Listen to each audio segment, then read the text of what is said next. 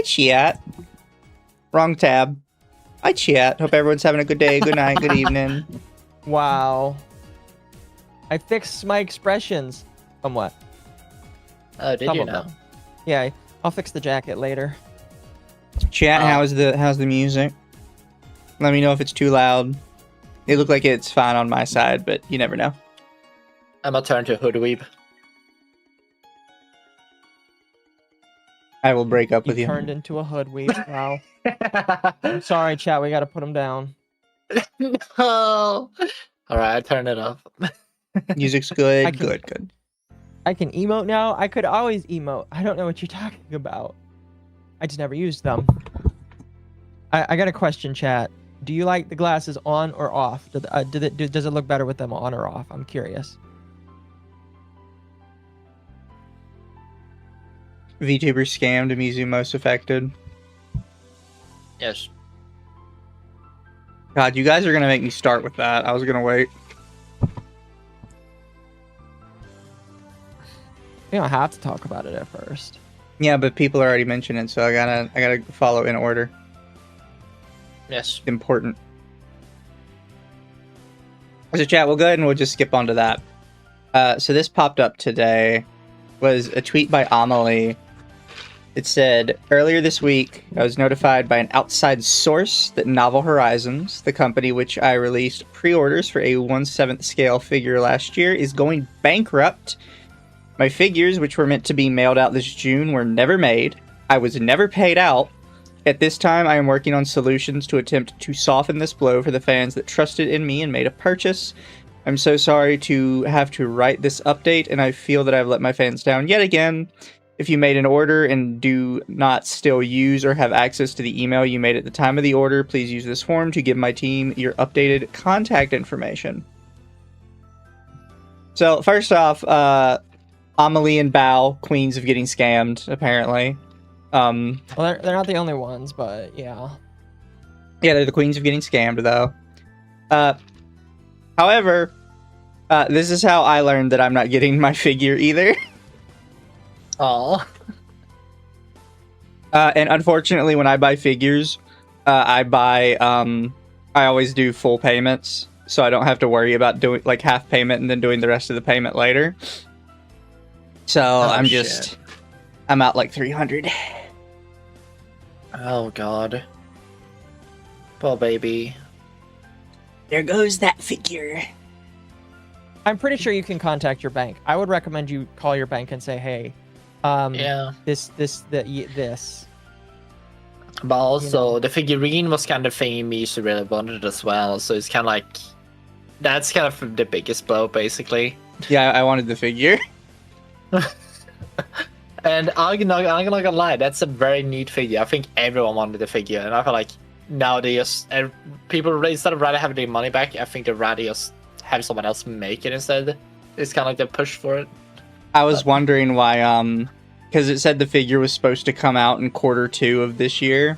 I was wondering why it hadn't got here yet. I think I know why. Yeah. Oh god. When was it supposed to get here? It just said Q2 of 2026. Well, it's Q3, so... Yeah. Here, give me a second, chat, and I can show you which one I'd gotten. Jeez. It was a pretty one. See, I feel bad for you, but I also feel bad for so many other people as well. Because many other people, like... Well, it was sold out. Like, and they sold out his thing. It's weird, because the business model did not work. So I checked on almost all the oh, things they Novel had. Horizons made a post. Here, I'm sending this to you, Mizu. Oh? They made a post on their official I have to full screen it. their official website. I will pop that up in just a second. I don't think any of my information's on this page. I'm pretty sure I'm good. Oh my gosh, I'm reading. Oh, dude, these people are crazy. Oh, Oh, it's such a good figure. that second to last paragraph is so bad. But yeah, there goes my figure. Oh god. And Jesus Christ. You said it's on their website? Yeah, I just DM'd it to you. Wow, that is amazing. The last novel news. They posted it 17. They probably posted this because of what Amelie said. That's amazing. Yes, probably, most likely. Today's post comes with the heavy news we had hoped would never come to pass. Novel Horizons is ceasing operations. For several years, we worked hard to create and deliver projects to the communities and fans who supported us. After several setbacks and a consistently worsening economic picture, we have reached the point where we no longer have the funds to continue. Increased logistical cost, production cost, and shrinking sales eroded our cash reserves that forced us to take on debt just to keep operating and ultimately left us assetless and without capital. I have to point out, and we already just kind of mentioned it a minute ago, but they said shrinking sales. All of these figures that they had done with VTubers sold out. Yeah, that I looked at the website and it's like sold out. And the thing is, all of them sold out within the week or days, and they're very hard to get their hands on. What you're telling me is they chose not to expand the amount of sales they wanted to do for some of these VTubers. Because how many did they do people other than just VTubers? I'm curious. They have other figures. They mostly figures. did VTubers. They have figures for like anime and stuff. Okay, but like, so are you telling me that they should have just increased the VTuber sales? I'm gonna be honest with you. Like here's the thing. I think it is when you decide to order these things from the place they're actually getting this from, or like do the production on, they can only order a specific line of production on it or specific quantity, and it's either a medium small quantity they know they're gonna sell out, or it's extremely high quantity that you simply are not enough stock for. However, I feel like the people are still going to have to want to get it anyway from different places. So, but I don't know. Really quick, thank you Artemis for 2. VTubers scammed, Mizu most affected. Internet Zen Master says, wait a minute, does that mean Mizu was wrong about something that isn't related to the stock market? I'm actually very public about this. I am wrong about anything related to money. Do not take financial advice from me at any time. I blow all my money on Pokemon cards and dojins. Mizu puts all his luck stocks in being correct in arguments and in Pokemon. However, he had to kind of kill every stats line he had on everything else. Thank you Noir for being a member. Welcome to our Tea Spillers. Thank you Crazy Koala Man says, I'm sorry to hear about your figure, Mizu. I'm sorry to hear about everybody's figures, because apparently a lot of people bought figures from them. It's not just you. Excuse me. And then thank you, Toa says, guess so. Well, so much for the Shondo figure too, I guess. Yeah, it's painful. And then Artemis says, if first 4 figures can survive for years, why not them? I think there's more going on behind the scenes. I don't think this is true. Yeah, I'm not one that really believes it. But what do they do with rest production and money? Do they mention says the extended radio silence was the result of nearly all staff being let go in an effort to preserve what little capital remained. The warehouse has been running on a 2-person team for months, which is why many packages took longer than usual to ship. Oh Mine's not here.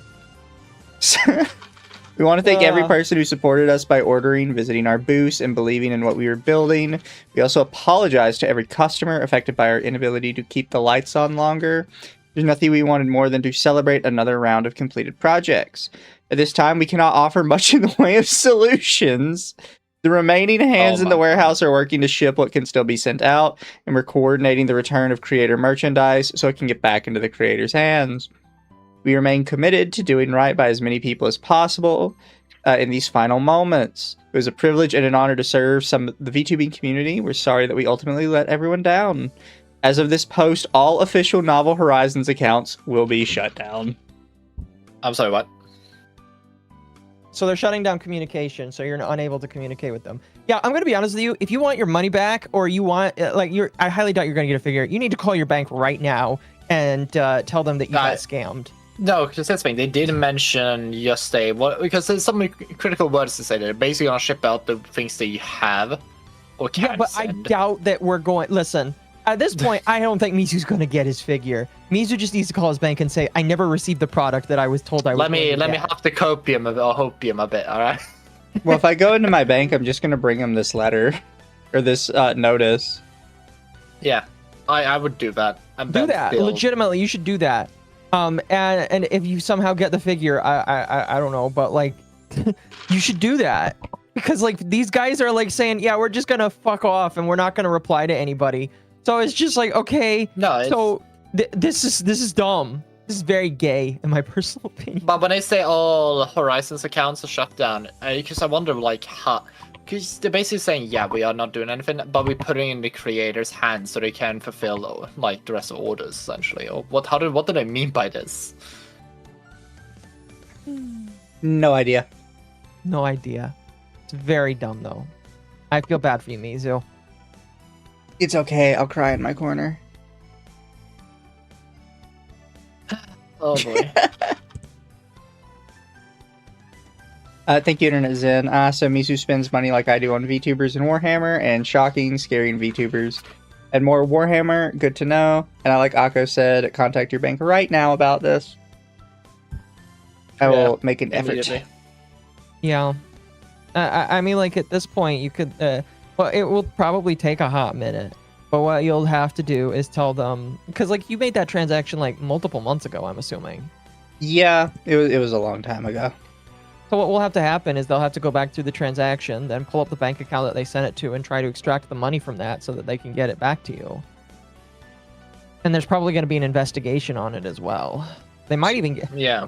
This is way too early to speculate, but they might get investigated by the police for this. It has been 8 months. Ah. Yeah, but here's the thing, there's a lot of people that happen to it's just not a single individual. So it might be I don't know what's gonna happen. Like, it depends what people are affected and anything else, but you're not alone in this, and I think there might be some other overlap things, because you have a receipt for the whole thing, and save it daily, and you just bring it up with your bank, like, as first off, and then you just keep updated with what's happening around it, or surrounding it. So, Yeah.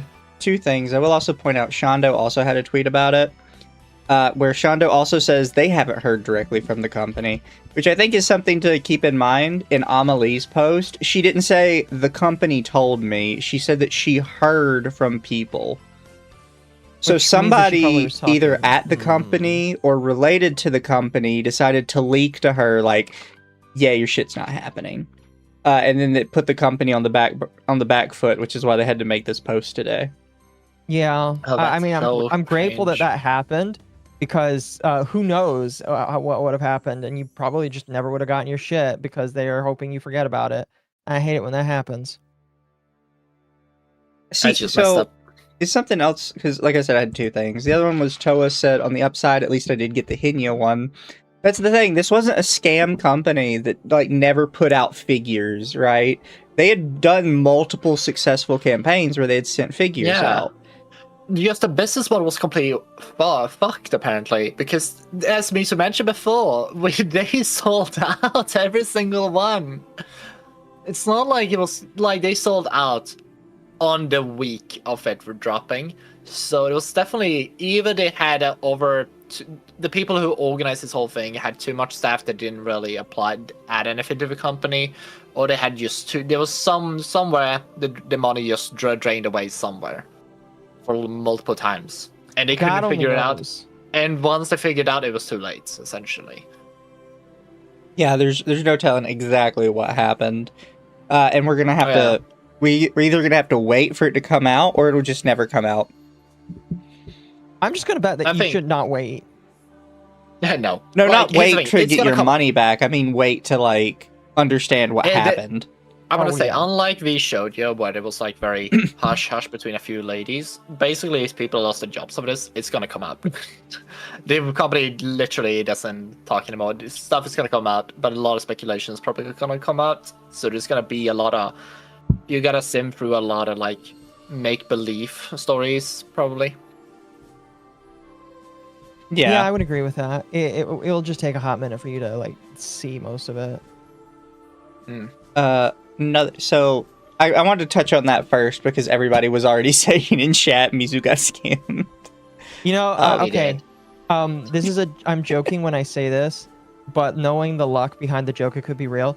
Maybe Evanito will come out and say that he knew what was going on behind the scenes and he was just really hoping that it got fixed. Listen, I'm joking when I say that, But the amount of times where Evanito has come out and basically said he's known what's going on behind the scenes and has chosen to like be quiet about it, or Evanito, you know what I mean? Tectone, You know what all I those mean? people are just gonna come out and say, I knew about it. Hello, what do you mean? Like I knew about it. legitimately, And then I'm Static joking. Tokyo is going to come out and say he's never talked about this company before and he's never even heard of them. It's like the three bitch boys of the apocalypse. I It's guess you like, could say. how can you tell when someone doesn't have never done anything with them? They say I knew about it. Then you know they would never have done anything with the company. I'm gonna say I know nothing about it. Then they definitely did something with the company. Pretty Is that- much. They opened Jesus sales for the Christ. rest of the Cinder figurines that were left in the warehouse. They got sold in 10 minutes. I hope you got yours. I'm not sure I would buy it. I'm not sure I would trust them to actually have figures in the warehouse. No, I hope you get yours. Because the thing is, what were the people doing in the warehouse? Were they putting it together, painting it, or whatever? Because No, they were what are you shipping shipping it, out? packing it, and shipping it. oh yeah, but what the fuck is the problem? Ben he's just shipping it out. I Oh, will say, God. with my limited knowledge of God. of shipping things, because I have shipped some things and I've received some things. Shipping is kind of getting a little bit more expensive. Like I learned Yeah. recently that the post office raises postage again, because I bought stamps a couple of years ago and then I bought them today and I was like, wait a minute, that sounds more expensive than when I bought them. They're like, yeah, we raised them another 9 cents, and I'm like, why? They're like, Shipping. because inflation. Facts. And you know, and I was like, wait a minute. So it was 73 cents a couple of years ago when I bought these. Now they're 82 cents. And then I looked it up. God. That's like 100% increase from when stamps first came out. Or the forever Jesus. stamp at least, which is kind of crazy.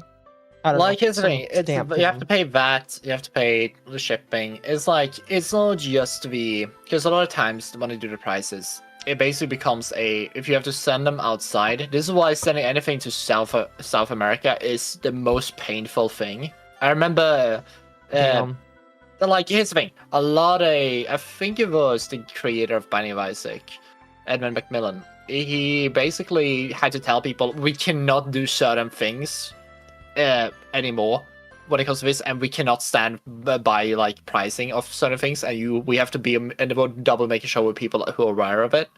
Because shipping prices, there were certain things that they send in the first thing they did a Kickstarter, which was a uncut sheet of all the cards that was like in a circle like a meter long or 3 foot long, like cylindrical. And they cost them probably $100 for shipping, just to ship it to people in South America. Well, and they said, never again. We cannot do this anymore because it did. I will say, shipping in America when it comes to stuff, when I printed the Yip figures, again, I know a lot about shipping and handling because I have sold some merchandise myself. I've learned that if you want to ship small figures, you have to use basically the post office, and you have to fit it in a priority box. Not only will it get there in a decent time, but it's not fucking expensive. If you go with somebody else, they charge you by the dimensions and whatever other fucking tax on that they want to put. So I know that it's expensive if you're not careful, and especially if you go international, it like kind of goes to $100 automatically because of the tariffs and all that other shit. Fair. I don't know if that's why they were having issues, but like it's kind of insane that they like, my guess is if they're saying that the import fees were getting kind of high, I wonder if they were importing things from another country and then just doing that like that. Yeah, because why was this warehouse located? Because if it is like the majority of people buying it are like buying it from outside, and they also one price and didn't really think about our shipping costs. We just can eat those costs. I can see why they probably would be crashing down immediately after, because they pretty much didn't. Anyone who bought it outside of America, if they were located in America, they probably never saw a return on any of those price sales, or like very minimal. Like that's my theory. Anyways, because we gotta keep moving. You guys are getting too in the weeds. No, Yeah, you're good, sorry. you're good. Occo sent this just before stream. EA has been bought by a Saudi prince because it's always a Saudi prince. The oil baron. Got him. The Saudi oil baron has come for EA. Really quick, thank you, Tella. Reminder is against federal law for a courier to charge less than the post office would charge. So there's one reason for the prices. I mean, the post office is owned by the government, and the government and that's you can't undercut the government. Part of the government. Yeah, you can't undercut the government. And so I guess in order to stay competitive, you got to make it. I would say make it a little bit more expensive than the post office, but if you're gonna make it way more expensive, at least make it feel like it's better than the post office. But still, in my personal opinion, post office is better. Yep. So they've been bought by a Saudi prince, as usual. EA has become the microtransaction. Lamau, they have become the redeemed. Now, realistically, this could mean good things for EA games. And I kind of talked about this last week with King of Fighters, right?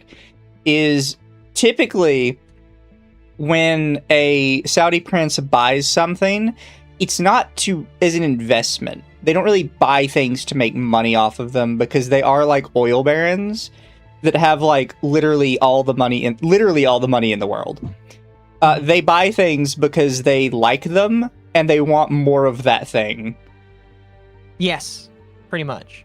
So I am kind of the opinion that, wait like a year or two, see what happens. But I feel like there's a legitimate chance that the Saudi prince that bought this just wants to see more of the good shit that they normally saw from EA.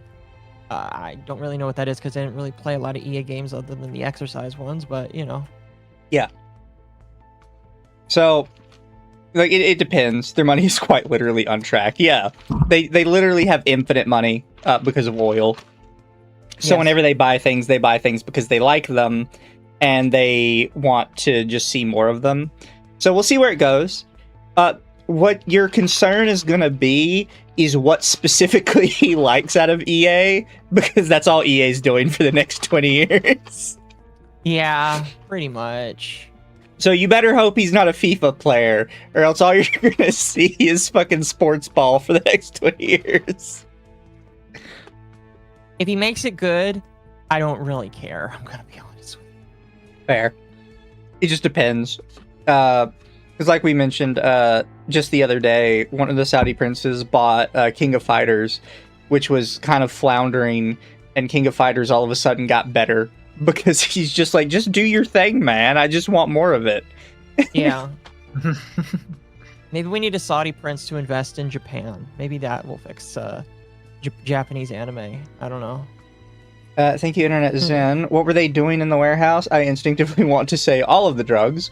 Before anyone asks, I'm not related to the Saudi prince. I can't get you any EA discounts. Darn. And then thank you, Nasco. Nasco says, Vishojo mentioned earlier, why did Vey graduate? I don't know.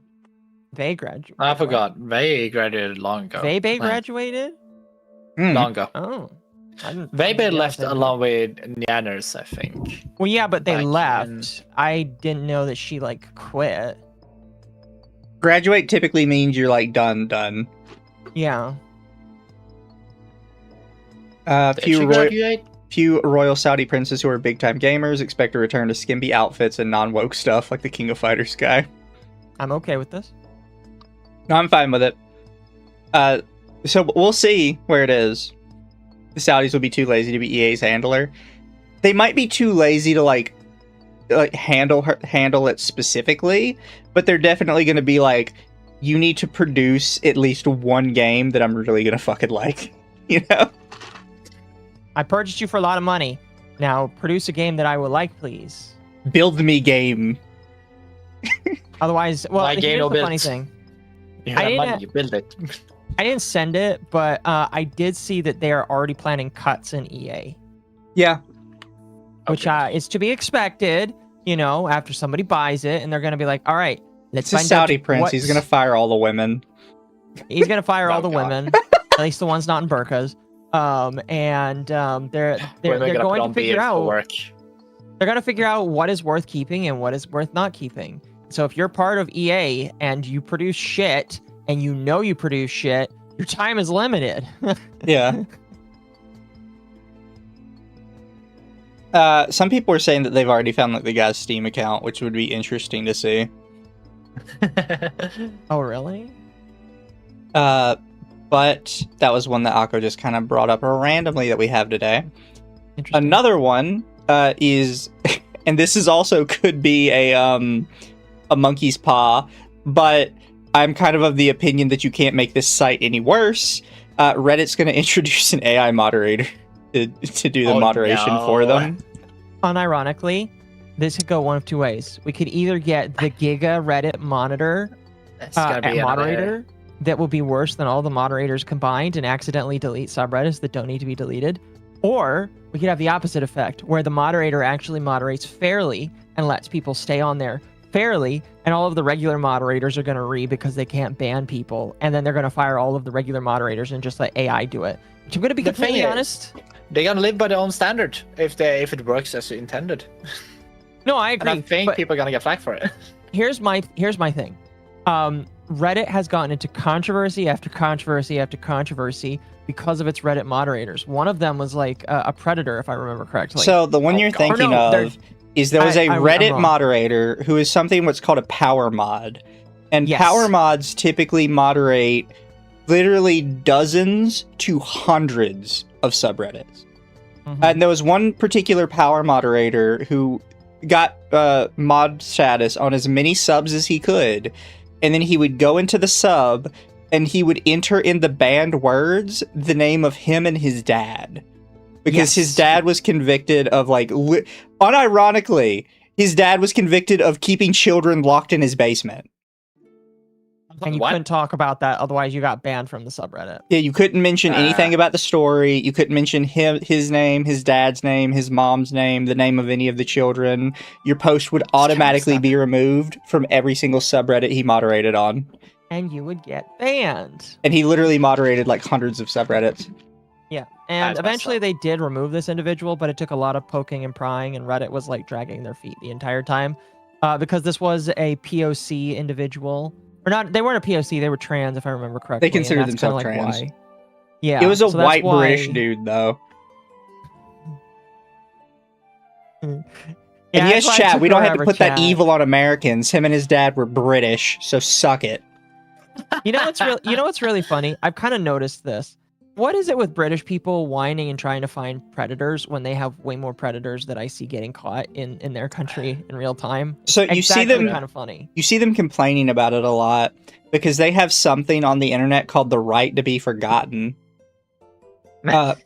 Where in the UK and other European countries, you can actively force sites to remove information about you, even if it's not like illegal or particularly identifying any information about you. You can force them to remove it because you have a quote right to be forgotten.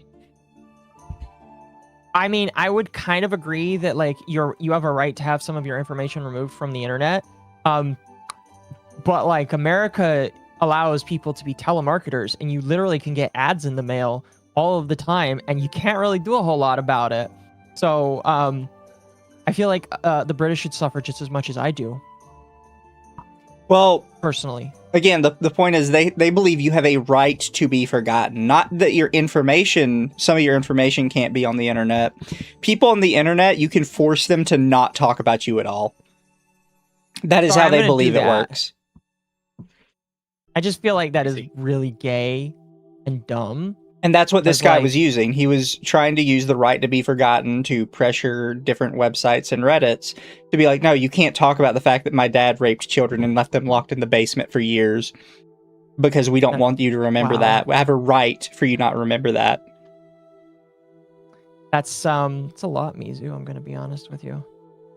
Yeah, no, I hate everything European. I agree. And I hate cucked US Well, yeah. companies that listen to Europeans. Fuck them. Love you too, Mizu. It's okay, you'll be my mail order bride. We'll get you a green card. Exactly. Thank you. Exactly. Thank you, Noir. Says EA is actually going to improve. Coin flip, but possibly. Artemis says Saudi princes are IRL pow welders with cleavers. They are. I hate it, but it's so funny.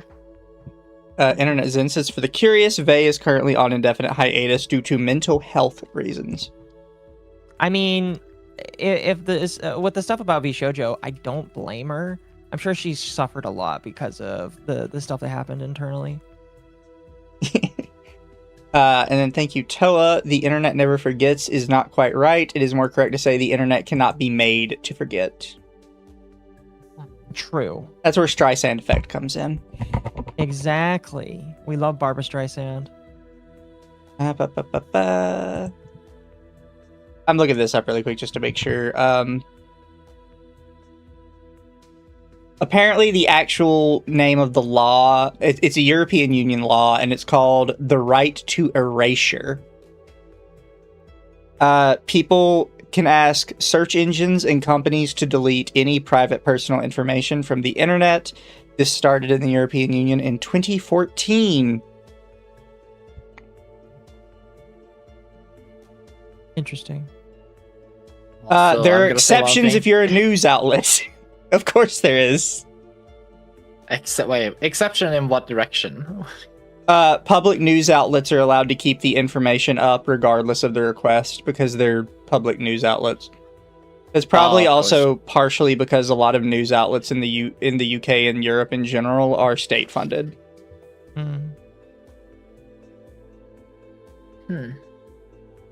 And then thank you, Internet Zen. Yes, the right to be forgotten is why the Britbongs in EU really hate places like Green Reddit, and that's why Green Reddit needs to exist to spite the Britbongs. Yeah, they believe they have more control than they do. It's very stupid. Jarvis, delete all information regarding Atari's shot collar kink from the internet.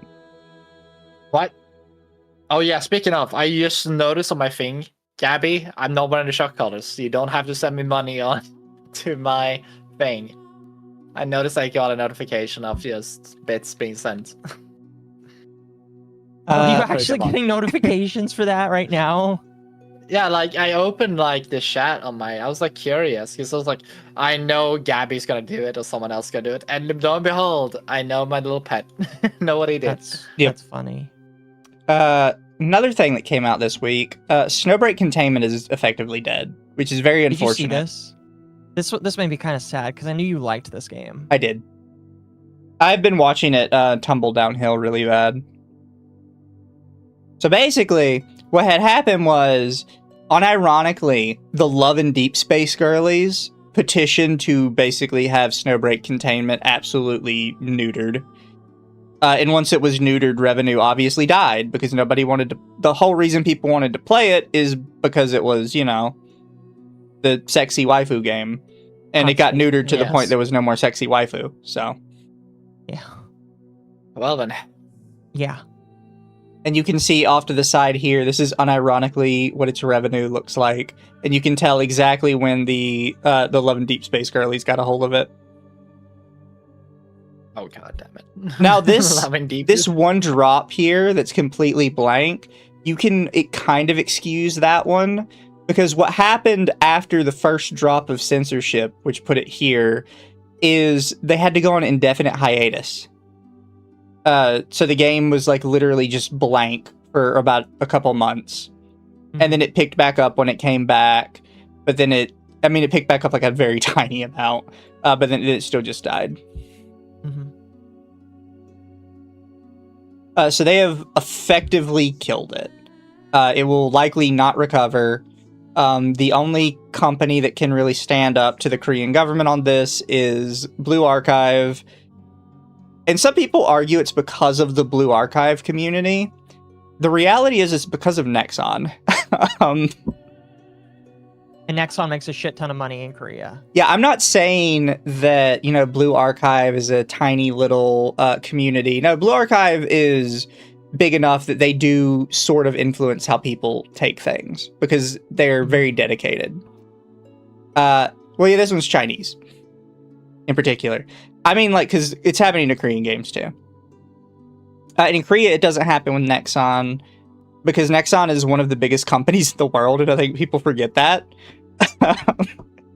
It's because So what you're telling me is just pair with Nexon and I won't get censored. yeah, in China, maybe Yostar, but the thing is, Yostar has actively been trying to leave the country, secretly.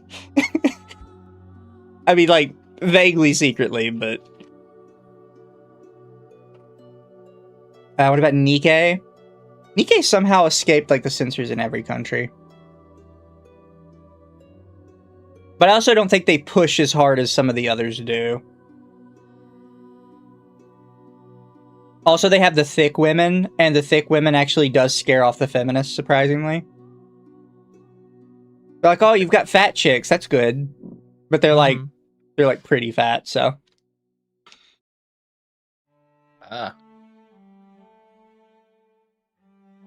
Yeah, Blue Archive is having different issues right now. For people who don't know, Blue Archive is redoing how its gacha works, and it is over one patch taking Blue Archive from mostly positive to mixed to mostly negative.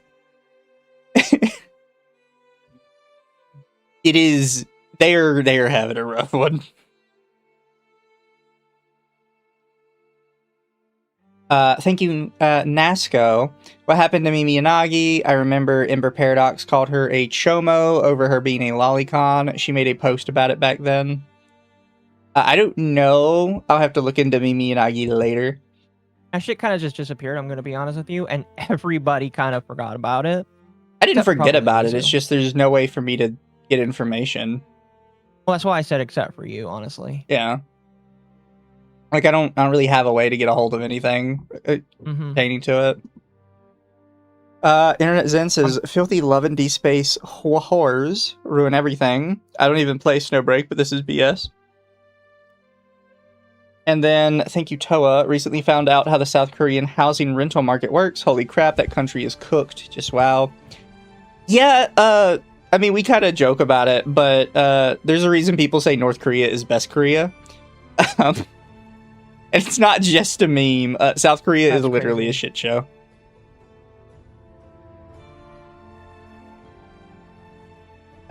Reason I don't play these gacha games, closest I have is Pokemon Masters. Are you and Atari good? Yeah, I'm fine. And Atari's dead. I'm not. I also to the library room. I'm back though. Shock Atari, chat. No, don't. Not even wearing the color. But yeah, unfortunately, Snowbreak Containment's probably going to die within the year. I imagine end of service by the end of the year. That's really unfortunate. 'Cause I know you liked it, but Yeah, but it's okay. you Life is pain. can play Dragon Sword instead, which I'm playing right I now. have it. Good game. This will probably be a slightly longer conversation, and it is VTuber related. But I wanted to talk about it. People are mad at Mia again. This time, admittedly, she is being a little inflammatory. Just a little bit. just a tad bit. Mia, was that the girl from England, right? That's the Sonic one. You're thinking of Mimi. Oh, okay. I mixed it up. I don't know where Mia's from. I think she's American. But she said, I'm done. You all crossed the line and I've had enough. Too bad the bad apples want to ruin it for everyone else, but I'm done showing any sign of respect to you guys. Never show any to me for just stating how I felt. You got me all messed up. And then she has her character ripping the trans flag. I'm gonna be real. I'm just looking at Bahongadongus. Thing that's really funny about this. So I've got is it it's got publicly almost a on the million record views. of, I have trans friends. I like my trans peoples in my community. But a lot of the Twitter trans people are fucking, like, toxic as hell. I They're agree. psychotic. A lot of them. I agree. And speaking of the Twitter trans people, of course, Nyara immediately found this post from Mimi. Speaking of this, I feel like Speaking Nyara is of like devils. one of the people that helped push this into the zeitgeist, which is kind of funny. Oh, 100% they did. Like, Nyara's like, when you think of Twitter trans person in the VTuber space, everybody's like, "Oh, you mean fucking Naira?" She's the face of it, and it's not a good face. No. I mean, like I said this a while ago. It's just like if your face of the trans movement in the VTuber space is Niara, you're fucking cooked, because she does not make it good in any way, shape, or form. Yeah. So Naira sees the post and says Christian VTubers and they get called out for their transphobia. And it's just I'm Adolf Hitler from the rap battles of history. Which Can I be it's honest like, with you? do you honestly think somebody saying I don't like trans people is equivalent to Hitler? Oh my god. Also, Rich aren't you coming from the German? I don't German. think you're allowed to post pictures of Hitler. Yeah, I think you can go to jail for posting pictures of Hitler if you're German. No, like it's kind of like No, it's I was not, going to but, say like- it's rich. It's rich coming from a German person out of the whole entire group. But yeah, It is. That's why it's so funny to say that. But like, my thing is, I didn't even know Mia was Christian. I thought she was like, I mean, I knew she didn't like trans people. Well, she didn't. She might have mind mentioned it trans once. I don't people, remember it. But I didn't know that she was Christian. You know. And Chad already mentioned it. So Nair saw it because of this person Dreamleaf saw it. And I have to ask what they mean by this, because they said y'all have no idea what's coming. What do you mean by that? Is that a threat? That kind of sounds like a threat. I'm gonna be honest with you. And then somebody, I guess, replied this. What the fuck? I don't know. I actually recognize the avatar. There's like this weird ANCAP furry, Mm-hmm. but nobody really pays attention to them. But yeah, no, Wow. they sound suspicious. And there's I will. no, you go. I was just gonna say, I will say, I think Mia is an alright streamer, but these people keep pushing her into defending herself to the point where she's gonna grow off of the drama alone, and that's gonna make her do better than these people, unironically, because people cheer up well, not a bad person, but people cheer up an underdog. Yeah, So, like, the more that this is sustained, they're just gonna they're gonna make her more and more bolstered and popular. Like, I'm pretty sure she just is now because of these people. People are standing behind her, exactly. including us, obviously. That also led into this. Normally, I don't show these threads because these threads are psychotic. But somebody made this thread called "Exposing Mizu," and it has over 2,000 likes. oh jeez. And it is just Wow. like, I just want to scroll through it for a second. This is like just absolute psycho spamming completely random things from all over the place. A lot of times it's the same shit like over and over again. Oh god. Yeah, I did look through this post and I was like, "What are you exposing, Yeah. sir?" Like, oh, you're showing it's like that meme where she's like, "Oh, you're just showing all of the greatest hits," or "Oh, hey Harry, don't convince me to buy it even more. I was already gonna do it." You know, Like, like literally, they're just showing some of her best hits. they keep showing Whoith as well. Like, Whoith, this person, the same Who? Whoith post again. They're like this thread, which is basically the same thread. A random Google Doc. Just claiming that transphobe engaging with technical trans person, non-binaries post. I don't know why that matters. What? VC stuff. Like, it's just random stuff. It's like, what are you doing? And like I said, normally I don't cover these because normally there's one guy doing this ridiculous shit and nobody is following them. Nobody's interacting with it. This has over 2,000 likes. I think listen, what's going on right now is Mia is kind of having a situation that's somewhat similar to Kirsch. I would say it's not as big because she is growing literally from zero and these people are attacking her. And so, but she's kind of like becoming an underdog, kind of like Kirsch was when Kirsch was attacked by Nyara. I think the difference between the two is Nyara is definitely way more hated by a lot of... The thing is, I think Nyara doesn't realize how many people on the left-leaning side of Twitter actually doesn't like them because of how much they But, harm like trans. Niara brings a lot of bad attention to it, and Niara just lives for it instead of just working Yeah. on it. Or like, don't think we talked much about the Anna Valence drama between the both of them. But like it's one of those situations where it's like, yeah, I kind of agree with Anna Valence. Nyara, you're putting a bad stigma on VTubers in the transphere, and a lot of them know that, and a lot of them say that. I know quite a lot of trans people.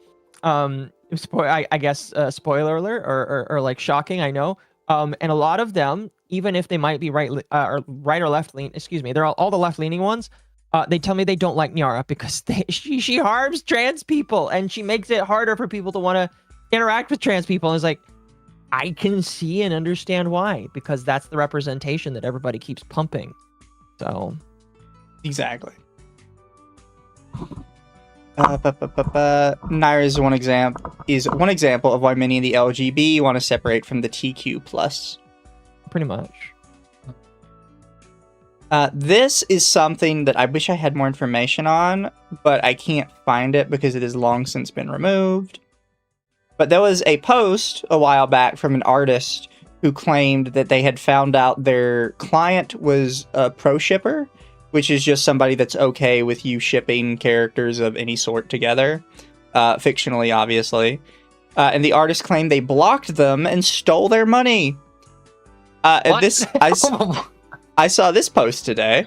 Remember that artist Auntie from a few months ago who was like, when I found out my client was pro ship, I blocked and stole their money. And when she got backlash, she started lying about the client molesting her. And then people found out the client never existed. Oh my.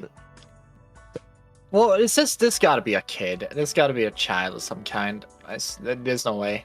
Or a maladjusted adult, which is the chances of it being one of the others 50-50 in my personal opinion. Yeah. Oh my god.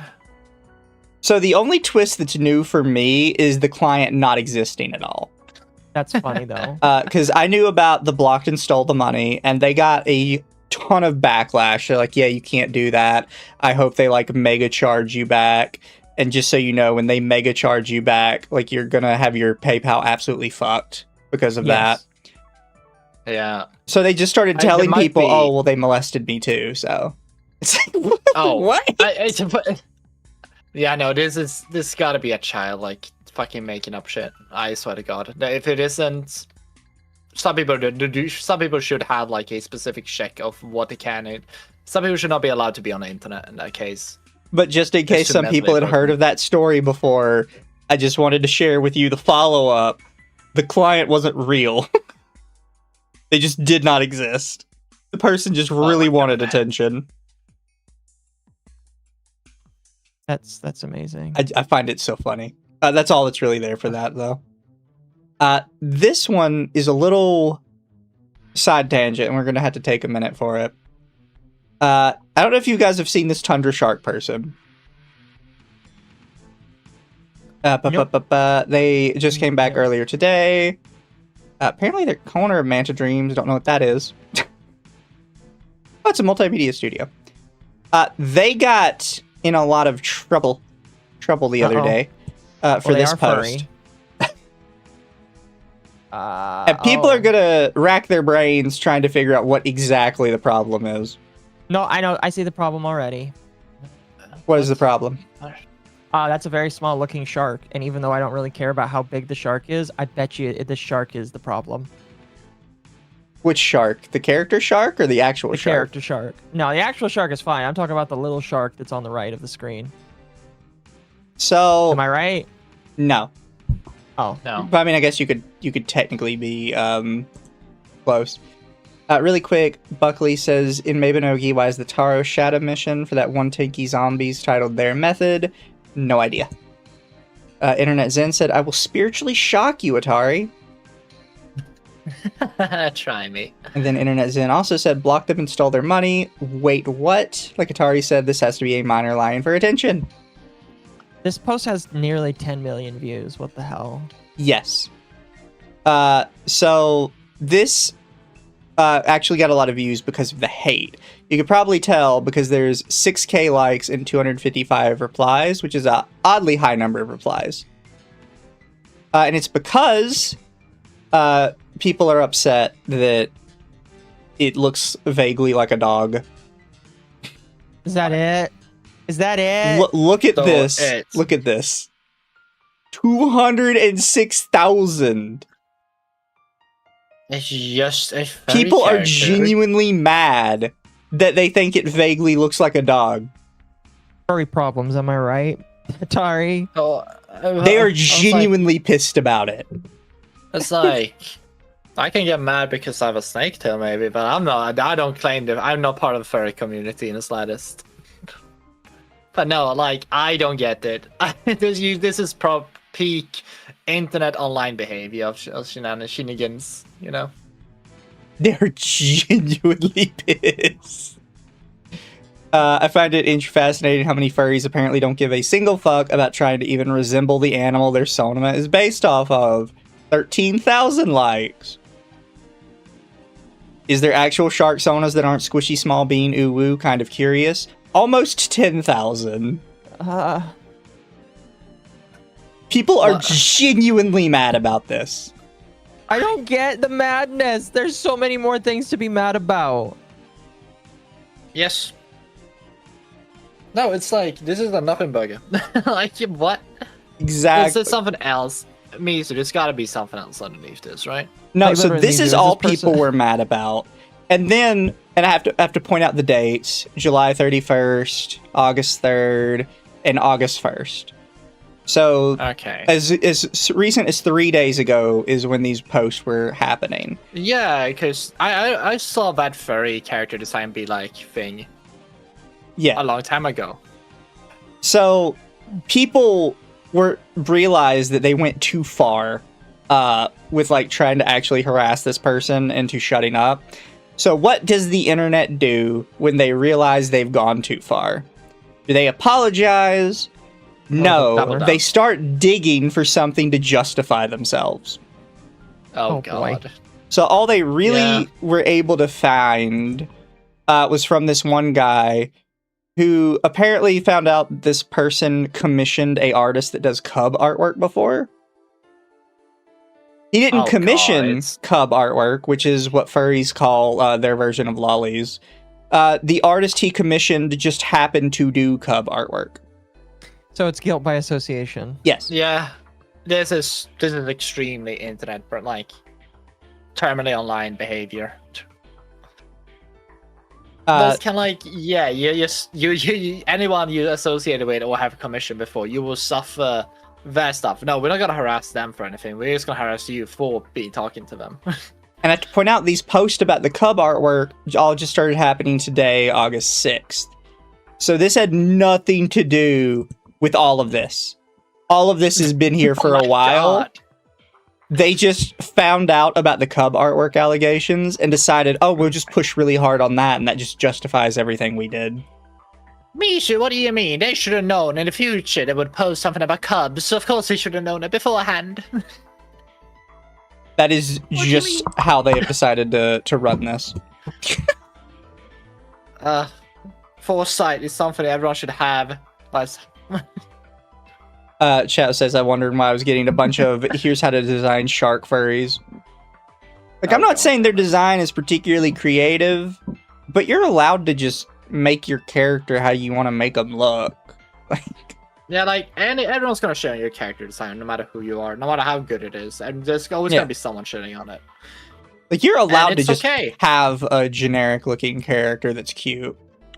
And like his thing, you don't have to adhere to the people who shit on your thing, and like, because you can't appease everybody. And here's the thing, you can shit on anything, but like, there's a point where it's like, you probably shouldn't dog on them this fucking hard. It seems like unnecessary amount of like flack they're giving someone just because they're doubling down, because they need, as you said, they need to justify. Yeah. Like, they think because there was like. There's really nothing there besides just in the moment, just slap fast. Yeah, and then after because you can see August 4th is when he locked his Twitter account, and then August 5th is when people started making the allegations that he was a pedophile because of the cub artwork. Mm-hmm. Oh god damn it! Yeah, So it had nothing to do with any of this. This is just their justification after they realized, wow, we probably fucked up. So now we need an I was excuse for surprised our fuck up. I was surprised people doesn't make Delta Rune jokes about him. Oh, Atari disappeared. I did. Let me rejoin. And just to make it clear before like somebody asks, I have no problem with cub artwork. I think furries are allowed their version of Lolicon. It's whatever. Does It's not bother real me. anyway. Do what? Yeah, like it's not real anyway, so it's like Yeah. Like I don't care. I think it's perfectly fine. I don't think this is even something you have to defend yourself from. But it's stupid. I would agree. Sorry, I just got dropped down a rabbit hole because I was reading the comments on my second channel. Some weird people that decided to comment on it. YouTube is weird, man. What was the video about? This guy is just like reposting weird sexual TikToks. That's all it is. Oh, there's a couple of those. I'm gonna send you. Have you seen the creepy bald pedophile that asks people to take showers? No. I could see your model, like the look on your face is priceless. Having trouble getting Don't back you in, love by the these- way, Atari. Don't you love these new expressions? Here, I'm just gonna send you the channel. Don't show it on screen because I'm pretty sure that's the half naked woman right there. But some of these videos are very obviously like this is weird, man. I'll have to send you the other one at some point. So you can be just as horrified as I am. Oh, that is just like a naked person. And that's on YouTube. What do you mean by this? What do you mean? The shit I get beamed for on YouTube, that's just a naked woman. This is what I get beamed for on this That's her profile picture too. Fuck off, YouTube. God dang it. It's educational, that's why it's allowed to be there. I've unironically been tempted on some of my streams to label them as educational to see if I get around that. Yes, educational, of course. Thank you, Internet Zen. Says, the Salachi Morphs shorts are getting upset over a chibi-fied persona. Really? Yes. I'm just like horrified right now. Also, last thing on the shark before we go is I liked this tweet. This whole Tundra Shark situation can be summed up in this image. Gen Z desperately wants to embrace cringe culture, but has been conditioned to believe they need a moral and righteous reason to go after people. So they dress up weirdos they want to laugh at as dangerous predators. People do that on the internet all the time. Yeah, but it's become... I feel like it's become a lot more common to not just be like, ha, look at this lolcow. To be like, look, before I show you this lolcow, you need to understand they're a pedophile. Anyways, look at this lolcow. Yeah, I don't really like... Now, to be fair, there are a lot of pedophiles on the internet. A lot of them have surfaced recently on TikTok. So I can understand it's just like, hey, here's a pedophile I found on TikTok. I get that. But it feels like that's every single lolcow. And it's just like, can we go back to like... I was going to say Chris Chan, but Chris Chan fucked his mom. And I'm not really interested in God. Can we go back to classic Chris Chan, where the funniest thing, like the thing everybody was talking about, how he was homophobic and his comics was Sonichu fucking Rose Chew, and how weird Chris Chan was with his gender. That's what I miss. That's classic shit there. I miss that kind of stuff, you know. That is some horrifying stuff to go back to, Occo. I gotta be real. Have you seen I've seen preview checks on those comics. They were horrifying. No, they're beautiful, man. I want original set. What? I want a PSA 10 Sonichu comic, alright? That shit will sell for millions one day. Mizu, I need you to bonk Occo as hard as you can right now. I cannot. Gotta get the bigotry baton out. Anyways, I am going to let you two entertain the chat while I go to the little idols room. And I am actually telling you guys I'm walking away, so nobody has to question if I'm dead at my desk. I did say it, did I not? But anywho, love you too, hun. I'm fighting a B chat. I have no idea. Fighting a if B. Showing my screen. Well, they can't show you your screen. No, Discord he can. No, God. Anyway. Oh, excuse me. No, so what else do we have for today? We have a lot. Oh, it's a lot. I could talk about Magic a little bit. I wasn't sure. Magic. Yeah, Magic the Gathering is releasing a Hatsune Miku Commander deck, which is basically just a format of Magic the Gathering. Yeah, I heard about it yesterday. And Mizu, I replied to it, was absolutely priceless. But it's like, how expensive is it? How expensive was the thing? Let chat know. So, well, here's the thing. What I have to tell you before I even tell you the price is it is actually a bargain for some of the cards because some of the cards are worth a lot of money. So for the fact that it's getting charged the price it is actually considered by many to be a good deal. This sounds so cope. No, I'm serious. If you look up some of the prices of some of the singles that are appearing in that deck, they're actually really fucking expensive.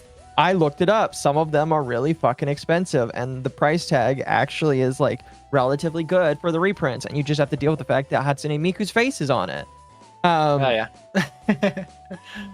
But so there's a Hatsune Miku Commander deck coming out. There was drama because Hatsune Miku, or because the way that Wizards of the Coast does these drops is typically they are done limited, and you have to fight with scalpers in order to get your hands on them. Well, this time they're doing something different, and in fact, they are doing something different in response to one of the previous sets that did sell out, but the only people that got it were scalpers. So what they're doing is for the next 24 hours, once it comes out on the 10th, you have 24 hours to buy it. It will be $150. Again, that sounds like a lot of money, but in the realm of Magic the Gathering, where reprints for some of these cards would actually drive down the prices of some of them, $150 for 100 cards, some of which are extremely powerful and pricey, is actually a good price. That may sound like crazy for $150, but yes, that is a good price. Yeah.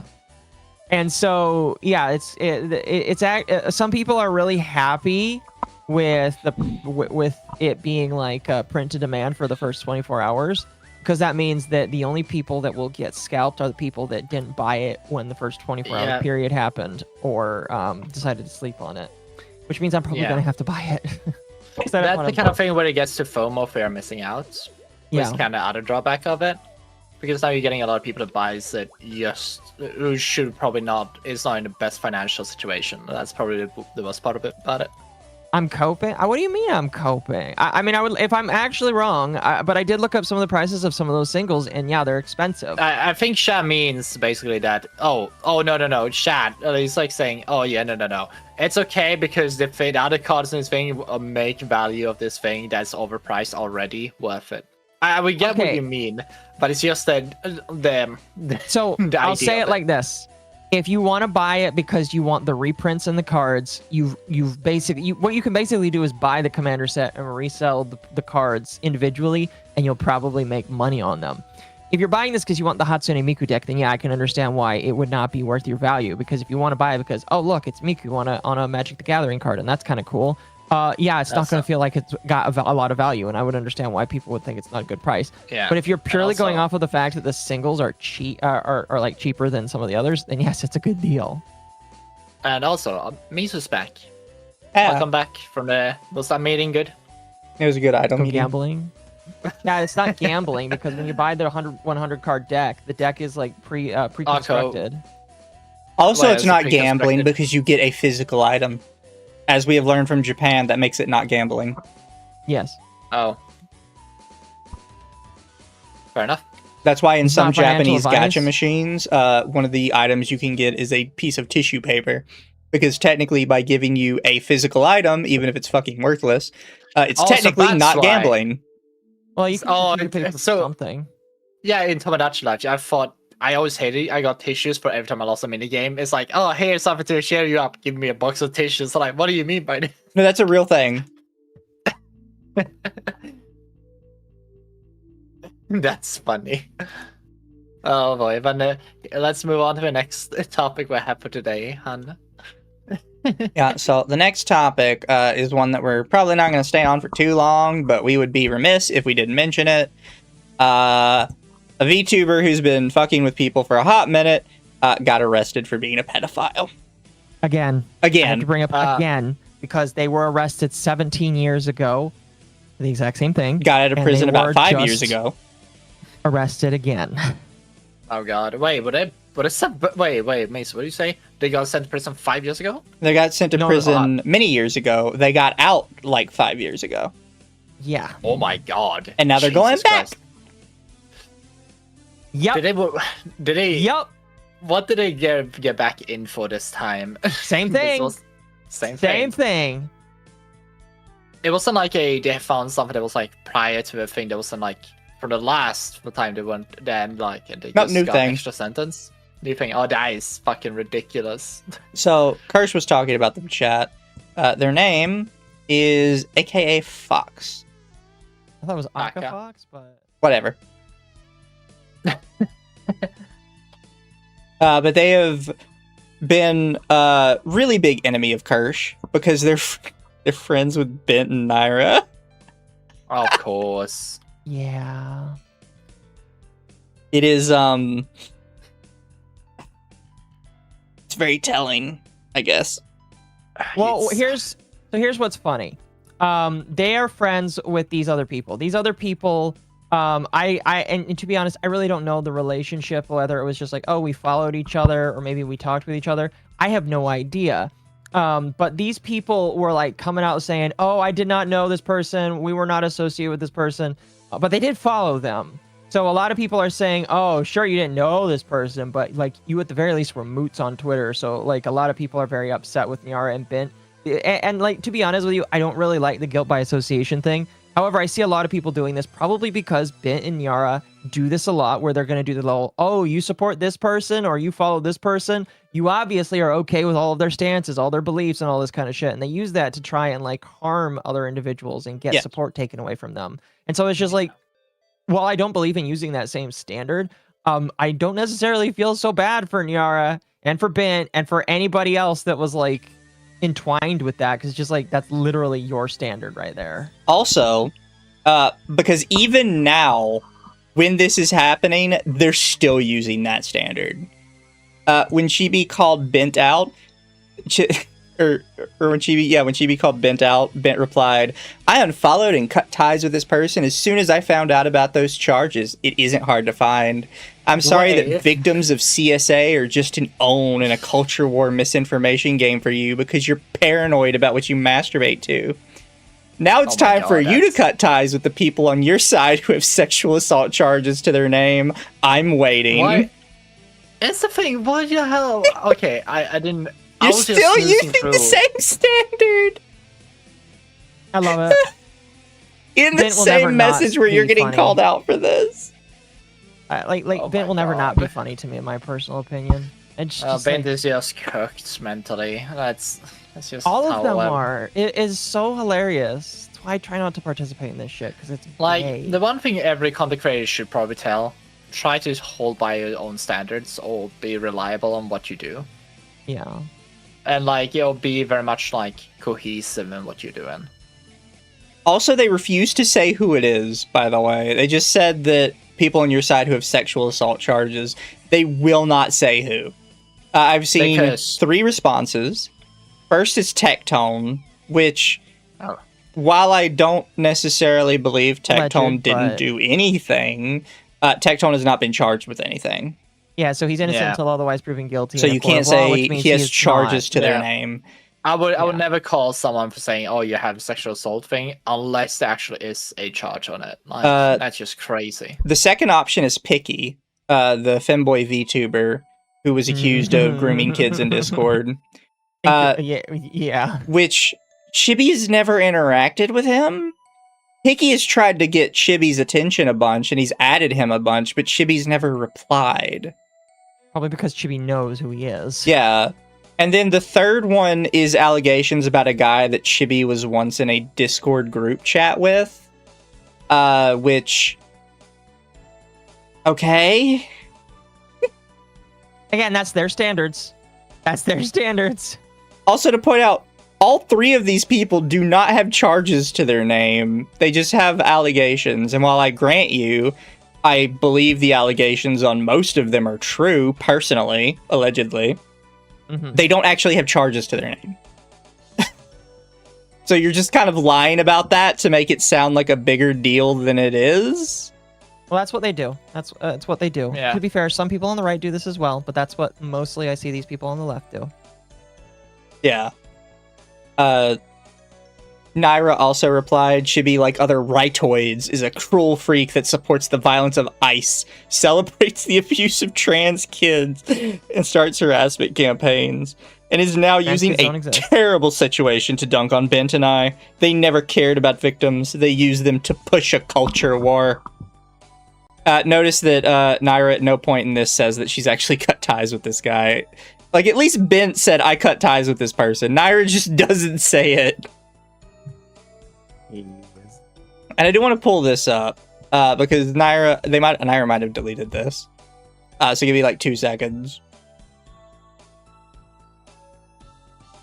But Naira in the 200 IQ play they did try to say that they've never talked to AKA before for some reason. Oh, I think I have that. I think I have.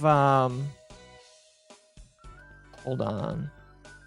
Yeah, they tried to say that they've never talked to him before, and they showed a picture of them searching the wrong thing on Twitter. There you go. Oh, there it is. There you go, there you go, there you go. I found it too.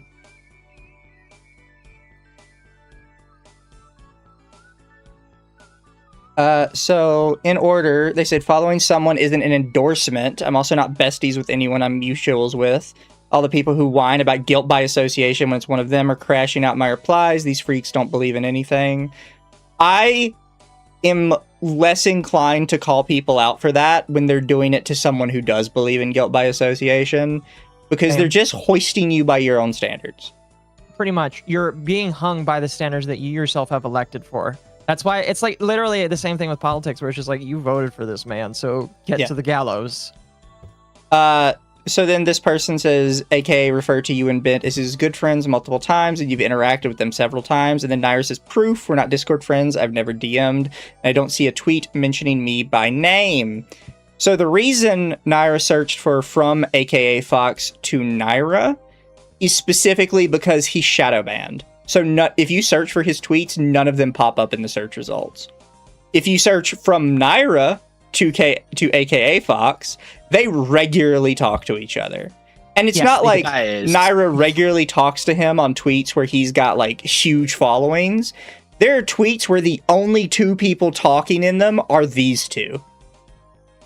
Wasn't like they were, okay, wasn't it because like, because I remember like Dawn even like had like grouped them all together, so they were probably talking a lot when they were like in those groups a lot, I guess. I don't know if they were in the same servers at the same time, but Dawn did defend the Occo person and literally was going to do an interview with them up until literally the day that they got arrested, I believe. And I don't think Dawn knew about it till today.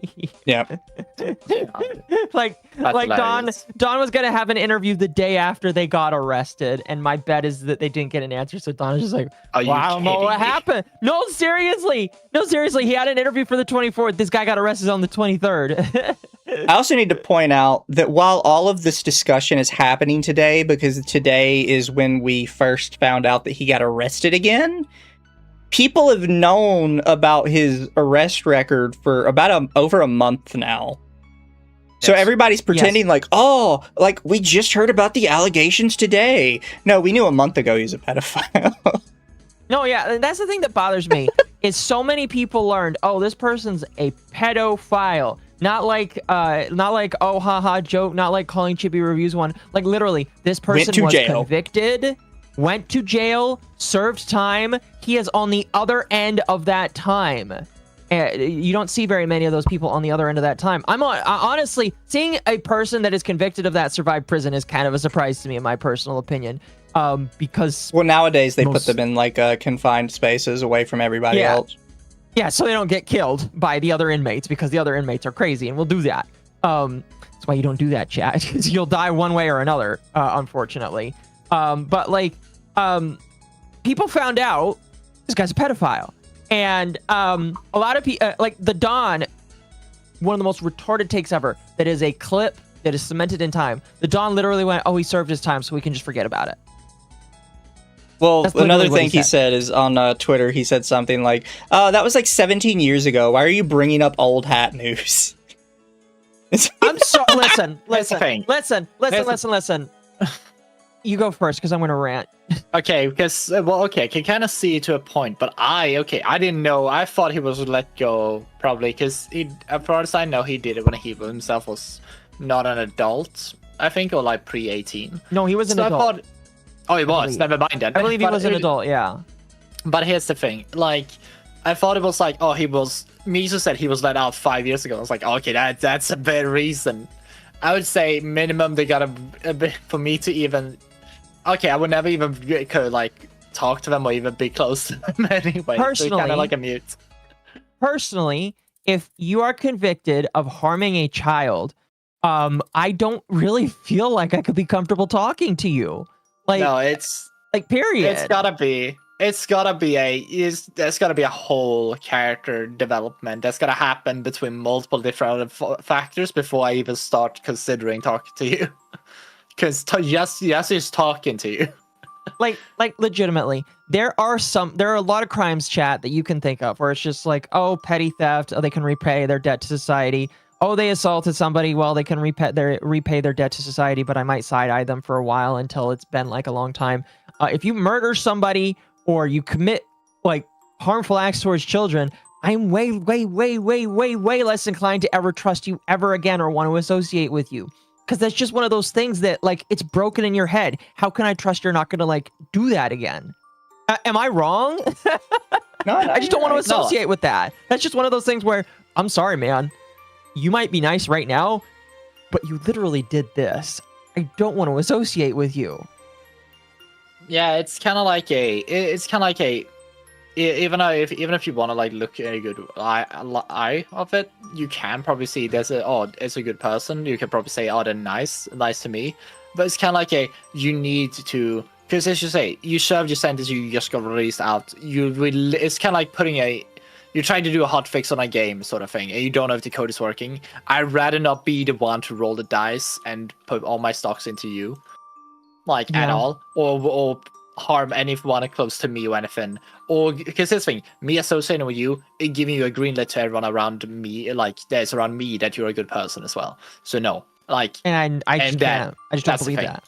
Yeah, no, and that's the thing, because if you surround yourself with a person who potentially can be harmful to this degree, you may put the people around you in risk, because now they trust you, and your car rule, essentially. Now they're gonna trust this other person. So you gotta be a little bit careful in that sense as well. I feel like we're kind of going around and around, but yeah, basically, I just don't. If you are convicted, there's just a couple of things. Murder's one of them, although there's circumstances, I'm sure, and then there's harm to children. I don't feel like you can convince me afterwards that it's okay to associate with them. It's just like, God may forgive that. I think I'm gonna have to go to the next life and forgive that one, because I don't think I could forgive that in this life. I'd almost put, well, actually not almost. I'm pretty sure I just put the kind of shit that people do with animals on the same level. But that's another conversation. Sorry. Yeah. So, was anyone else that got fully did anything around this thing, or was that about it? Mizu. What? So was this it about it, or did someone else also get flack for this as well? Not just these two. And then it was very funny because Nair specifically had a whole bunch of tweets pop up where they're just exclusively talking to this guy, just them two. It's just do you not forget that your tweets are there forever? Exactly. Yeah, here's the other thing, and it wasn't slap fights or anything, right? It was. Bless you. There you go. Bless you. Oh, cute sneezes. Big sneeze. It's just funny, in my personal opinion, because it's just a lot of these people, again, like the Dawn, is just trying to excuse the behavior. And then when this guy gets caught again, they're like, "Oh, why do you care about it? You only care about it because this," and it's like, no, I've been shouting this out from the rooftops. I might not be doing it in the same way I am now, but I've been saying this has been a problem, and you guys are crazy for only getting upset now. I used to love when people do this and they kick on, and then they're like, you know to me of the lady saying, "Who said that? Who said that?" That's what they're gonna be like when someone asks, "Oh, what you friends with them?" And they're gonna be like, wash their hands of it and just look to the other people around them and say, "Oh, no, I was friend with them. This person was friend with them." so they're going to probably eventually just throw other people under the bus. Yeah. So I'm looking forward to that. Another thing about this that was kind of funny was I think people forget that Grok, even if things don't pop up, Grok can still see them. So they just that's funny. Hey Grok, how many times have they talked to each other? Well, on September 26th, they talked this many times. On July 3rd, they talked this many times. On August 1st, this many. Oh god, that's kind of funny. Grok is just how can you? It'd be funny. How do I ban Grok? And of course, Nair's 200 IQ response. Oh wow, interactions from mid 2025 before I knew any of this. Totally a gotcha. I mean, it kind of is when you lied and said you guys have you've never talked to this guy. 125. It's like a year ago, but like that's very short-term memory considering Naira mentioned a lot of good memory of other things, but well. Yeah, it's just funny. I don't know why you would bother lying about all of this. Because for me, I feel like if I had one of my friends that this came out about, I really would just be like, yeah, no, like I genuinely didn't know, and that's fucked up, and I'm never talking to them again. Yeah, and it's kind of like but obviously you don't want to put your name next to this one. Obviously, no one wants to do it, so they're gonna put themselves as far away from it as possible. However, I think a lot of them just kind of flail a bit and just do like does a little bit overcommit and just lie about it, and I think that's the issue.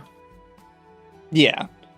So Naira's made themselves look like an ass, and it's quite funny in my opinion.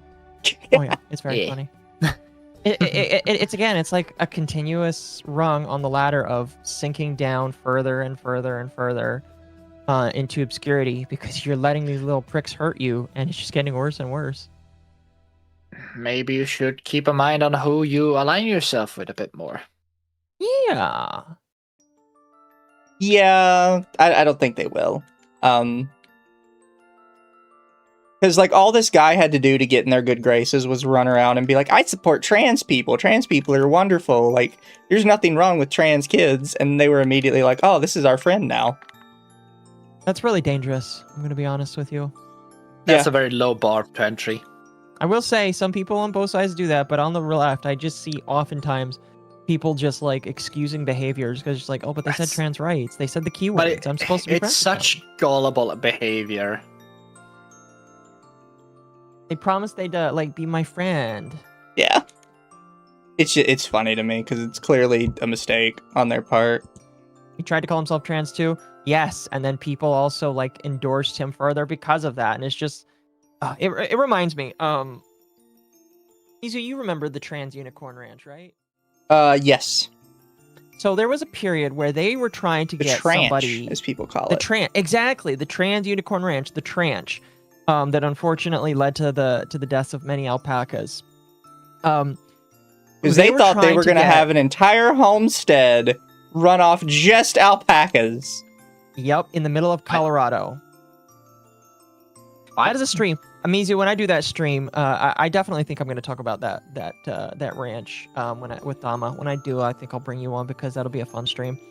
But no, the thing I wanted to bring up is like they were trying to bring a person that was currently in prison onto the tranch after they got out of prison, and they had committed an egregious crime, and I can't remember if it was harm to minors or if it was like some egregious assault, but they were like in prison for quite a few years, and the only reason why they were trying to help get them out of prison is because they claimed that they were trans, that they were being oppressed by whitey, and that they needed help, and that was enough to get them to be like, oh, we need to help a trans sister in prison. And it's just like, you guys really are gullible for just about anything. I could say I'm trans tomorrow and that I support LGBT rights, and quite a bunch of people would just like put down their arms of war towards me because they're like, oh, but they said they are, and they're saying they're super duper sorry for what they did. Yar might not believe it, but so many people would believe it. It's honestly quite sad to see so many people that gullible, you know? You sure they're not 18 cowboy? No. Chat, unfortunately, the Trans Unicorn Ranch was a very sad story. Like, they had 100 alpacas, and like 90 of them perished because they shaved all of those alpacas before the winter started. And, what the fuck? And then they also put the alpacas in a very rough enclosed space that alpacas shouldn't be in. Alpacas should have like 20 or 30 feet to themselves in an enclosed area. and they were giving the alpacas like a foot or two of space between each other in one area. And it's just like, you've got this fire hazard of a barn that exists that you're stuffing 100 alpacas in. You're not stopping the males and the females from really like going down on each other, which is another problem. And they're dying because you sheared them too early in the winter, and they can't like keep themselves from like not freezing to death. Some people were making some very tasteless jokes, I will say, about the alpacas, and some unfortunate trips these alpacas had to make because they were mass executed, it felt like, to some people. Yeah, that's just sad. They were making some German-style jokes, is what I'll say, and that's all I'll say. Remember the Love Live alpacas? I don't? Should I? Why alpacas out of all animals? Because they're quirky, chat. They're quirky animals. They're not like They're those like ugly unicorns. chickens and cows. I hate it already. I think it was because they kind of like felt like unicorns to them, I guess, because it was like the trans unicorn ranch, and unicorns are tenacious, and so are alpacas. And Yeah. they're like, Oh, we can God damn it. we can have an alpaca farm, we can have an entire alpaca farm, because alpacas are tenacious and crazy and cool. So, And guess what, chat? They died. before we get into the main story, we're gonna take a side quest that is what I actually consider somewhat related to the main story in its own way, or it's on Oh, theme. gosh. It's on theme. You're gonna talk about that? I thought it was funny. So, chat, there's been this new drink company called W Energy going around. And apparently, they've been asking people like to join up with them, like every company like this does. It's whatever. I don't know much about the company. I've heard their stuff is kind of subpar, but it's sort of whatever to me. I heard Kendra got signed to them. So this guy quotes them and says, "Bro wants to be gamer sup so bad." And then Smony Ulu says, "They tried to get me signed since they had under 1K followers," crying emoji. And as you can see by the 165 replies, that did not go over well for them.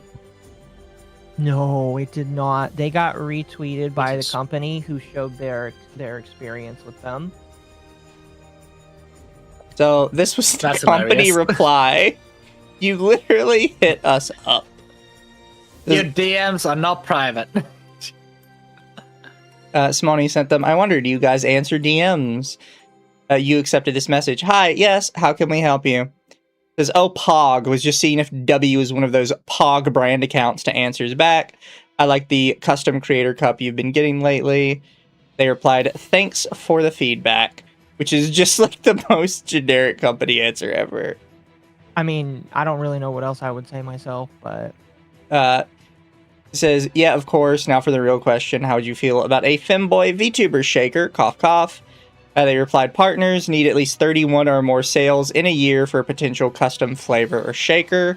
I will say that is ridiculously low number. Nice. that is a ridiculously low number. If it wasn't for a different thing I'm been getting, I may have signed up for that. You would get all 31 sales from Gabby, I'm telling you right now. Yeah, no, I would actually have a solution for it, because I'm probably gonna tell every single thing. One person in particular is not allowed to buy more than one unit. Yeah.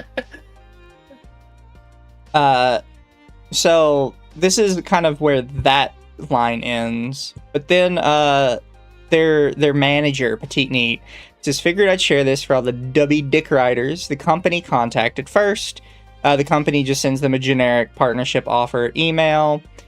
And this was June 15th, 2022. So that was a year ago, a year before this, which was 2023. Okay. So to a degree, I agree. The company did hit them up first, very technically. However, when you're trying to dunk on the company, being like, "They tried to get me signed since they had under 1K followers," crying, and then the company shows this, it doesn't look good for you. No, regardless, it Nice. just kind of makes you look desperate.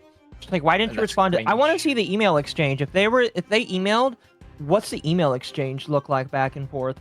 If they just ignored the email exchange, I don't know, man. Then just doing this, it looks desperate to me. Yeah. So this is apparently how not to call out a company, because this did not go over well for them. No, it did not. It was kind of funny, and I laughed at it. Before we get too far from the trench, Noir said, if you're going to start rearing animals with no experience, just get chickens. You barely even need to feed them. Also, Kendra got signed. I saw it right after this, and I about died laughing. Thank you for the super Noir. But yeah, so this is apparently not how you do it, because this did not go over well for them. This was also really easy PR layup for Dubby, because it's 21,000 likes and then 181 replies. Also, I love this reply, by the way. You gave them a bunch of free advertising. I kind of feel this spiritually.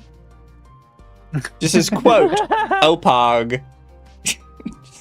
That's great. I love it. It's funny. I do kind of hate people that overuse the word pog. Mm-hmm. Like, stop saying pog. It's funny if you do, like, one little joke, like, oh, you're my little pog champ. That's okay. But when you start using it, like, constantly in chat, it's like, no. Yeah, I agree. In a way to, I guess, technically call out a company successfully, we have this from Felix Nocturne. It says, read every contract to know your worth. Felix Nocturne says, so you're inviting me to a platform locked dead-end streaming service with no connection to prior audiences, no clipping or raid features, and no way to promote myself on other sites. An indefinite work time requirement with no guaranteed pay simply because you made a character for me once. A toxic creator environment where you rank your creators on a sliding scale of popularity, leading to an environment of competition rather than teamwork. Absolutely not. Your service is abusive and predatory, even if you don't realize it yourself. Lose my email and never contact me again. Something a lot of you are probably noticing here is there's no indication of who this is from at all. Which is why it's super funny that all of the people from IRIAM immediately joined in and said, hi, somebody from IRIAM here. He's clearly talking about us. It's like, what did they mean by this? You know what I mean? So here's the thing, right? Like, I have not looked on IRIAM's list. However, based on what he said, I have seen the Bond Live contract. And Bond Live did solely put their streamers through IRIAM. This is basically what was in their contract. Mm-hmm. I don't know what IRIAM's contract looks like, if you're just contracted with IRIAM specifically. But I do know that VTuber corporations that only work through IRIAM have had similar contracts like this. Oh, yeah. So I am not 100% sure that this is not what IRIAM's contract looks like.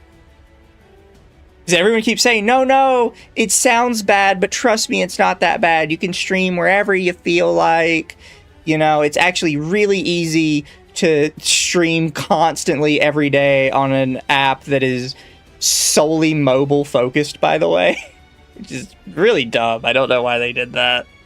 Mm-hmm. Especially now that YouTube and Twitch allows you to multi-stream with mobile. I don't know why IRIAM would be special. Because they want to have it. It's because they want to try and have exclusivity over what they see as potential talent. And in a way, I kind of understand that, but that really only works if you have incentives for somebody to be on the platform. I'm looking at IRIAM. I see no incentives to actually like hit yourself and sit there. You know, you have no incentives, in my personal opinion. I also have to point out that if I was IRIAM, like the company, and I saw this, and this really was a guy that had responded to us like this, I'm just not answering. And I'm telling all of my talents, don't reply to him. You know why? Because he didn't say our name. So it's better, currently, we're just not in the news for anything negative. So we just don't have to be in the news for anything negative.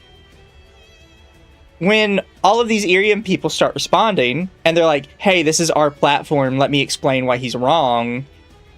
What you're saying is that the stuff he said was so specific to your platform that you immediately assumed he was talking about you. Mm-hmm. Which is not good. So you're immediately on the back foot, because anybody seeing your tweet is immediately going, oh, so all that stuff is true or vaguely true about your platform because you immediately recognized it and you feel like you need to defend yourself, even though he never mentioned you. Yeah. It is not a good look. It was a really stupid idea for you guys to start replying to this. And trust me, I still put money in the stock market. I know stupid ideas. I'm not sure about that one, but yeah, I get what you mean. Yeah. Thank you, Toa. I still don't understand why these people keep talking about cardboard discs from the 90s. I don't get the reference. Sorry, my mouth is... But, you know, all the IRIAM people replied, I've streamed for 500 days in a row since debuting on the platform. Why? I am not streaming for 500 days in a row. That's a bit ridiculous.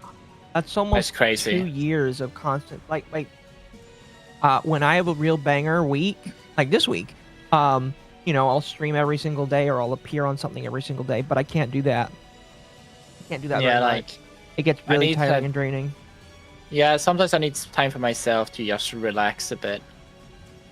So, like, I probably should have streamed more often, but, like, and I don't want to stream too late, and my time zone has been fucked up. But I wish I could stream for that often, but even then, I think it would be, I don't know what, I feel like it would be drained, and my viewers would be drained.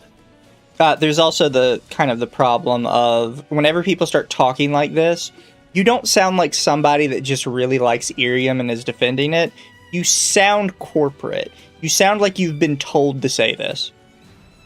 Which does not help when I think about my Bond Live reporting and how some of the talents were specifically told how to respond to me. Oh, God. So it sounds very similar back then. Yeah. But however, back then, I had attributed all the problems to Bond Live exclusively and nothing bad about IRIAM. Perhaps I need to reevaluate that consideration. Actually, do I still have it? I had a folder with the Bond Live and IRIAM contracts in them. Oh gosh. And I never deleted them. I just don't remember where I put them. They're somewhere on the hard drive. Oh yeah, 100%. They're in my computer. I never delete anything because I'm weird. I will have to look back for it at some point. Just because I'm pretty sure one of the contracts was specifically IRIAM's. Separately. But we'll continue with this little person's thing. 1. Streamers are not locked to doing content on IRIAM. I have seen streamers multi-stream on YouTube, Twitch without issues. While there is a no clipping/raid feature integrated into the platform, streamers have a feature to promote their streams as soon as they go live. Most places kind of inherently promote your streams. That's kind of the way the sites are supposed to work. Should we? Yeah. Also, I've seen streamers multi-stream on YouTube, Twitch without issues. That doesn't mean it's allowed.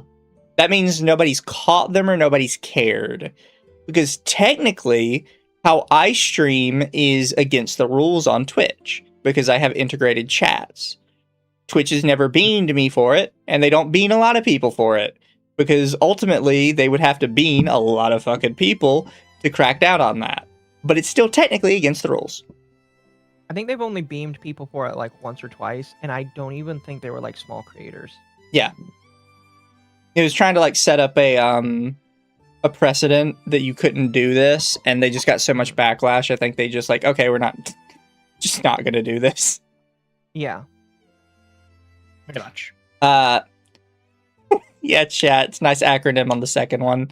If applying for the debut supporting program, DSP, you are then provided a model by IRIAM. Obtaining the IP rights has a requirement of 300 hours, up to 2 hours max per day. So it takes a minimum of 5 months. Streamers can monetize on day 1 and can earn off of gifts.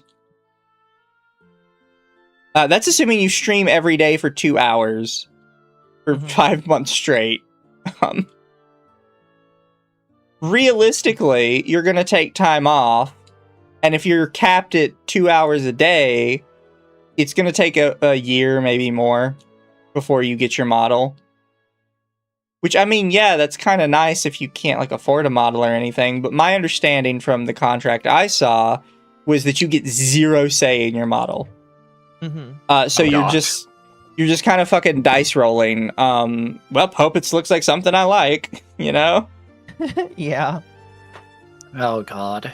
So Can you imagine that? Getting a model you never would co-sign normally? Yeah. So from Will you what do I that? saw, you are platform locked for basically minimum of a year, unless you stream every freaking day. With a model you may or may not even like, and then you get it after that. When you could just save money, get a model you like, do PNG tubing in the meantime, and go on platforms that, quite frankly, are making more money. Well, at least you have a higher chance of visibility. Even on Twitch, I would feel like. I feel Yeah. like on IRIAM, it's limited to an ecosystem that very rarely knows about its existence. It's also important to recognize that IRIAM is a mobile-only platform, so you will be vertical streaming exclusively. And people that vertical stream are keenly aware that kind of sucks, quite frankly. Yeah, if you don't have the ability to both, it kind of sucks. Like, Yeah. there are very few times I see vertical streams do well. For some reason, Pokemon streamers do very well on that, but that's probably just because people really like seeing that in the Pokemon space. Otherwise, I don't know really how it counts. There's very little you can do with vertical streaming that is actually enjoyable to watch to a user. Yeah. Especially as a VTuber. The only good thing from this is streamers can monetize on day one, but that kind of doesn't matter most of the time. Something I would point out is that on platforms like YouTube and Twitch, while yes, some people consider the monetization threshold kind of high, realistically, until you hit that threshold, you wouldn't have been making money anyways. Especially on Twitch, where the threshold is much, much lower. I understand that people don't like that idea, but, I mean, realistically, if you can't even get like 1,000 views on a YouTube video, you wouldn't be making money, even if you were No. monetized. And even still, that's such a penance of money. At that point, you really, I think some people need to have updated standards of what to expect for that kind of shit. Yeah, so My like, personal opinion. yeah, you can monetize on day one. That doesn't mean anything because nobody's watching you. And that's not an insult to anybody that's small. That's just kind of the fact of it. That doesn't help you. Yeah. That's how the cookie crumbles, you know? Streamers are not forced to participate in events. Joining any event is optional. Not all events are based on event points. There are achievement-based events, such as monthly Shining Star Quest, and the community comes together to help each other. Stars are free of charge. So this is kind of a weird thing to hear, but basically they are referring to number 3, toxic creator environment, where you rank your creators on a sliding scale of popularity. IRIAM does in fact do this. Somebody has a much worse explanation of the platform, how it works. Because they're like, no, it doesn't affect your popularity. It just affects what you're allowed to participate in on the platform. Oh, Damn it. that's literally exactly what you just said. Yeah. So, like, I'm not necessarily saying this is a bad thing like everyone else is. A lot of people are like, oh, that makes it so toxic and so terrible. I'm like, I kind of think platforms should be allowed to have like games and stuff like that built in if they want. I don't know if it was Kick, but there was one streaming platform where the top performers would just get free money from the platform. Well, that was Stream.me. Stream.me, where people would just, if you were in the top performer, you would just get money from the platform. which was ironically how Narcissa Wright was making all of their money while they were crashing out. Yep. Why And they then crashed out more because- when all the right-wingers went to stream.me. Yep, because people found out there's like $400 to $500 a week you could get just from streaming there, and that's not horrible, you know. It's not like living money, but $2,000 a month if you're the top streamer. Yeah. You just go over there and start sharing funny memes, and you know.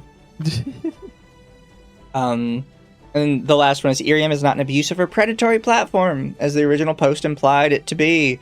I understand it's not perfect, definitely has room for improvement. IRIAM staff has been taking our feedback seriously. If anyone has any questions, I will answer them to the best of my ability. Funny, like, random side thing is I quote tweeted this person, and I was basically like, it's funny they didn't say the name, and you immediately said, yeah, it's IRIAM. They didn't reply to me, but they kept replying to people that did reply to me. That's funny. I don't know why. Maybe they know. Like 3 or 4 people replied to my tweet, and they replied to every single one of them. Like, IRIAM's a great platform. You know, you should try it. Like, it was just funny to me.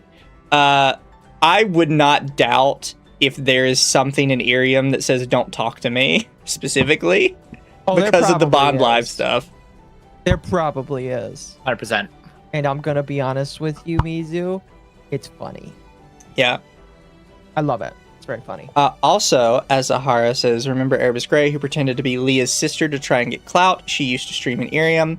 For those of you who don't know, when I covered the Bond Live stuff, I said repeatedly that one of their members, Erebus Grey, had falsely claimed to be related to a major VTuber.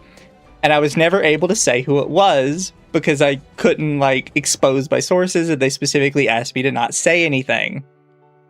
Also, at the time, we didn't know if she was lying or not. And I didn't want to get, like, absolutely shafted by Face Connect VTubers one day.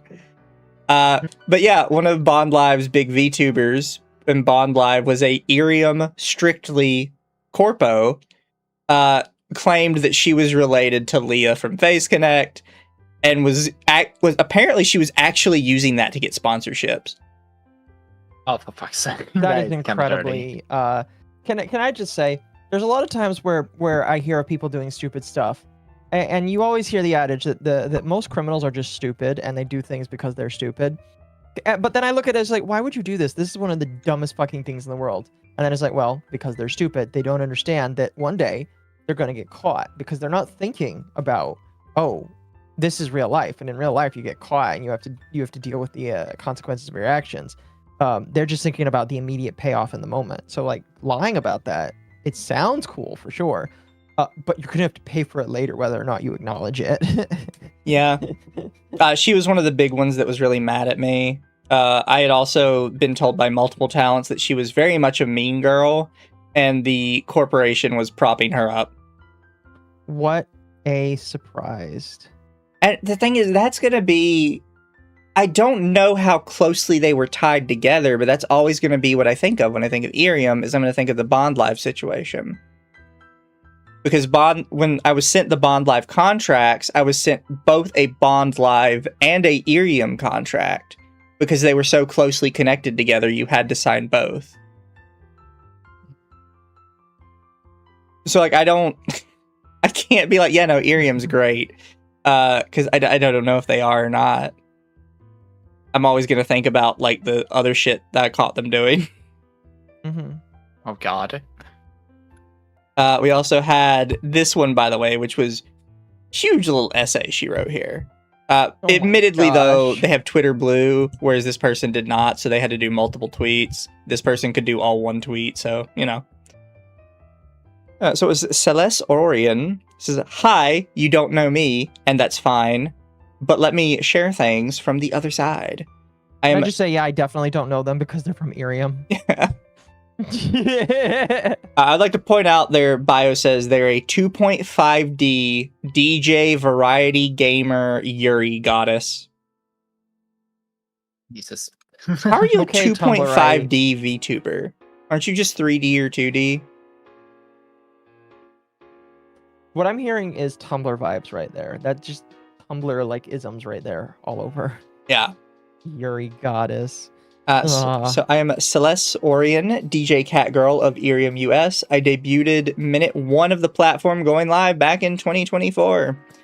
To go back really quick, this moral person in their bio says that they are a founding streamer.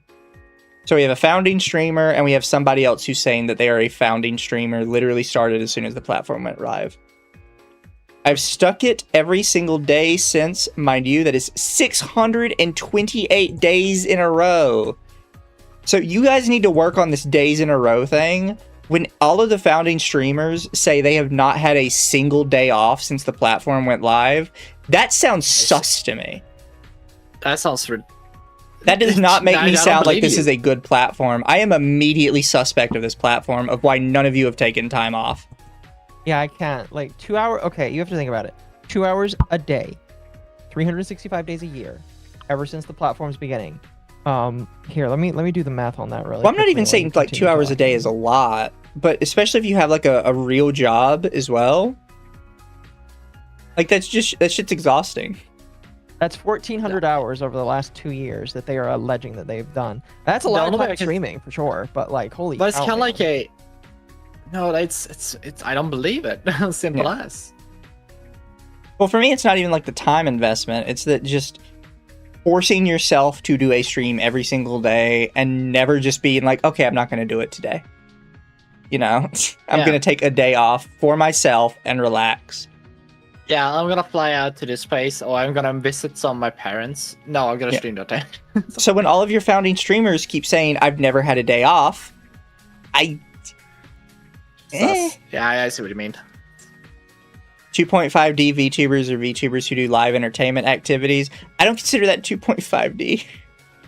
Maybe that's what they're calling themselves. That shit's not 2.5D.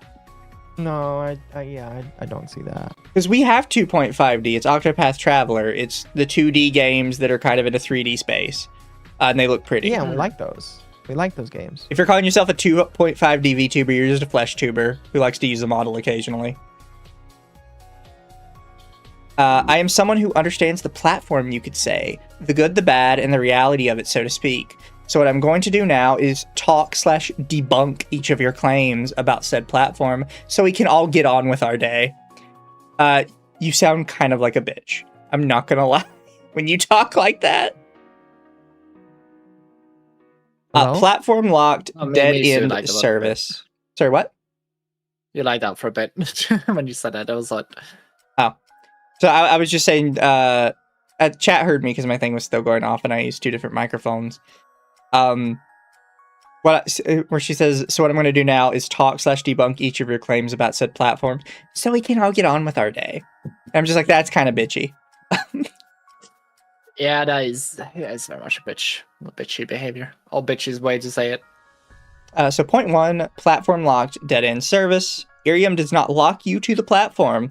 I've been streaming on Twitch, YouTube, TikTok, hell, even Kick once since it went live without any problems. The platform encourages you to use social media and other sites to grow your community, in fact. It's the wording they keep using. Went live without any problems. They didn't say it was allowed. They didn't say my contract allowed it. They just keep saying, I did it without problems. Mm-hmm. So something tells me it does say in your contract that you're not allowed to do this, and that they're just allowing you to do it. Right. But the problem with people that just allow you to do stuff is that one day they can make you not do it. Indefinite work time commitment with no guaranteed pay. Incorrect. The platform offers early access streamers, by the way, it's in beta still here in the West, who bring their own model. No hour requirements at all. And for those who are provided a model free of cost, debut support program, they give them an opportunity to earn the free model and keep the IP after 300 hours. This is typically hit about 6 to 10 months in, depending on your commitment to streaming on the platform. I'd like to point out, indefinite work time commitment with no guaranteed pay. They don't actually debunk that. No, they're actually confirming that it's a thing. Yeah. They said, well, if you're in the debut support program, you only have to do 300 hours. That's work time, an indefinite work time commitment with no guaranteed pay. No. Toxic creator environment where you rank creators on a sliding scale of popularity. All community ranks are private unless they support you financially enough to get a fan badge. Basically a way for someone to show they're supportive of your community, like a subscriber elsewhere. So that's not actually answering this. This is saying they're ranking the creators. This is saying that they're ranking your donators, which a lot of platforms do rank your donators. Twitch is a big one, which ranks your highest bit donation. If you're talking about the cheer ranks and fan badge ranks, those are designed around uplifting different creators each month who perform well. Not a one-time thing where the largest creator is only ever at the top. This is kind of confirming what they're saying. Again, I don't think what they're saying is actually a problem. I think it is fine to have like these little internal competitions on your platform. But it's weird you guys can't just say, yes, it's a thing. No, I don't actually believe it's toxic. It's fun to have the little game. No, yeah, because then it makes it feel like it is a problem for them, and they're just trying to make it sound less bad by how they're doing it. Yeah. It says, additionally, if you are meeting events, these are voluntarily entirely and offer the streamers a chance at opportunities that just don't exist elsewhere without either knowing the right people or having a ton of cash to drop. They do get quite competitive as the offering and chances are so rare for smaller creators. Everyone tries their best, and you know what happens when someone else wins. We go into their streams and congratulate them. I doubt that. Yeah, this is kind of what they're talking about, the toxicity thing. And I can see how that could get toxic really quick, depending on like what specific opportunities they're offering. But again, I personally don't see this as a problem. You clearly do see it as a problem, because instead of just saying, yes, this is a thing that happens, yes, it's a good thing because it gives people opportunity, you're trying to like be like, it doesn't really happen. You're just, mistaking, what we're doing for something else. I'm shading. But when I describe it, yeah, that it's exactly what you said it was. Mm-hmm. Like, it's okay to say, yes, what you described happens. No, it's not actually toxic. You're just a baby. IRIAM is my home. It's not perfect. It has flaws, but it's still the home streaming platform of so many brand new creators and so many others who push hard every day to succeed. Everything above I said is true. I honestly am not sure how anyone could twist an invite to this amazing platform into something like this, but it's heartbreaking. Not liking IRIAM is fine. The platform not fitting your content is fine. I've said many times that it's not the right fit for everyone. But for smaller creators just giving it a shot for the first time, it's heckin' beautiful. And for me, it's the best thing to ever happen to me in this industry. I hope to take you time to read this and understand that this isn't meant to be an attack, but to clarify the truths versus the lies of this place. I really hope this helps. The truth. Okay, oh man. And again, they just retweet this one post from them where there is no indication of who it was about. Again, if I was IRIAM, I would not be replying to this person. I'd just be like, well, they didn't say our name. Let's just leave it. That is amazing. Oh, Gotta remember they put this out willingly. Yeah. Yeah, they did. They did. Also, basically, everybody talking about this has their shit on lockdown. Even the original guy, Felix, has their shit on knockdown, too. It's almost like it's not hard to believe that some of these people were probably talked to in some way, shape, or form. Also, they replied, P.S. IRIAM isn't doing badly, by the way. It's had a very successful year, enough so here in the West to have a really strong presence at the largest VTuber convention here and support creators like myself in their goals.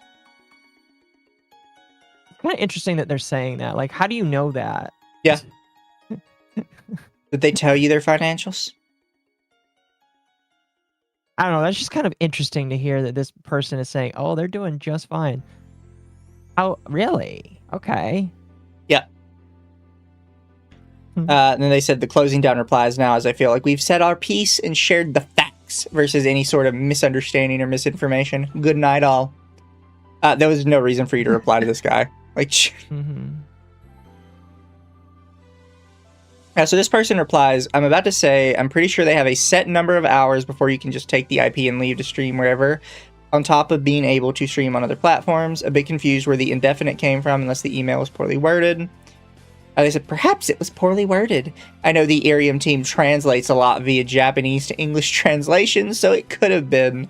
I really hope this came across as just correcting misinformation. That's amazing.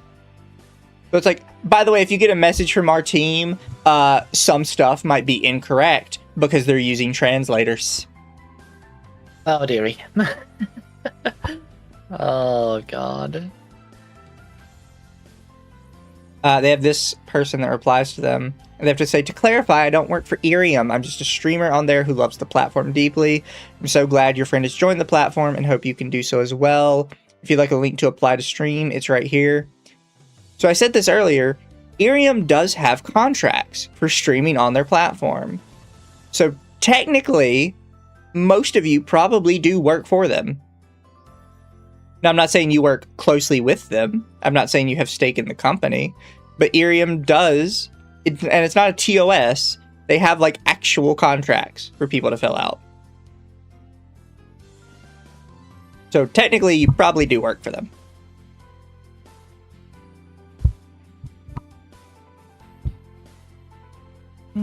Yeah. Also, you can see all of the people down here. Every single one of them is IRIAM tagged. That's amazing. It's just, it's funny. Every time. It's why Every single time. I'm kind of sus on IRIAM, because anytime something with IRIAM comes up, all of their talents kind of reply to it together as a collective. It's kind of like a lockstep kind of thing. It feels odd and unorganic. Like when I did my Bond live stream, I was sent proof by somebody that they literally posted my stream in the Discord and then told people what talking points to use when replying to it. So I kind of feel like this company is probably doing that still. Because it just seems weird that all of you find like these tweets as a collective together all the time. Yeah. I don't buy it. I really don't. And thank you, Lord Kagai. It says, Bishoujo was doing fine and making money until it wasn't. Those words mean nothing. True. Even if IRIAM is technically doing fine right now, other companies were doing fine until they weren't. Novel Horizons was making figures until they weren't. You know, Bishoujo was the biggest in the business until they weren't.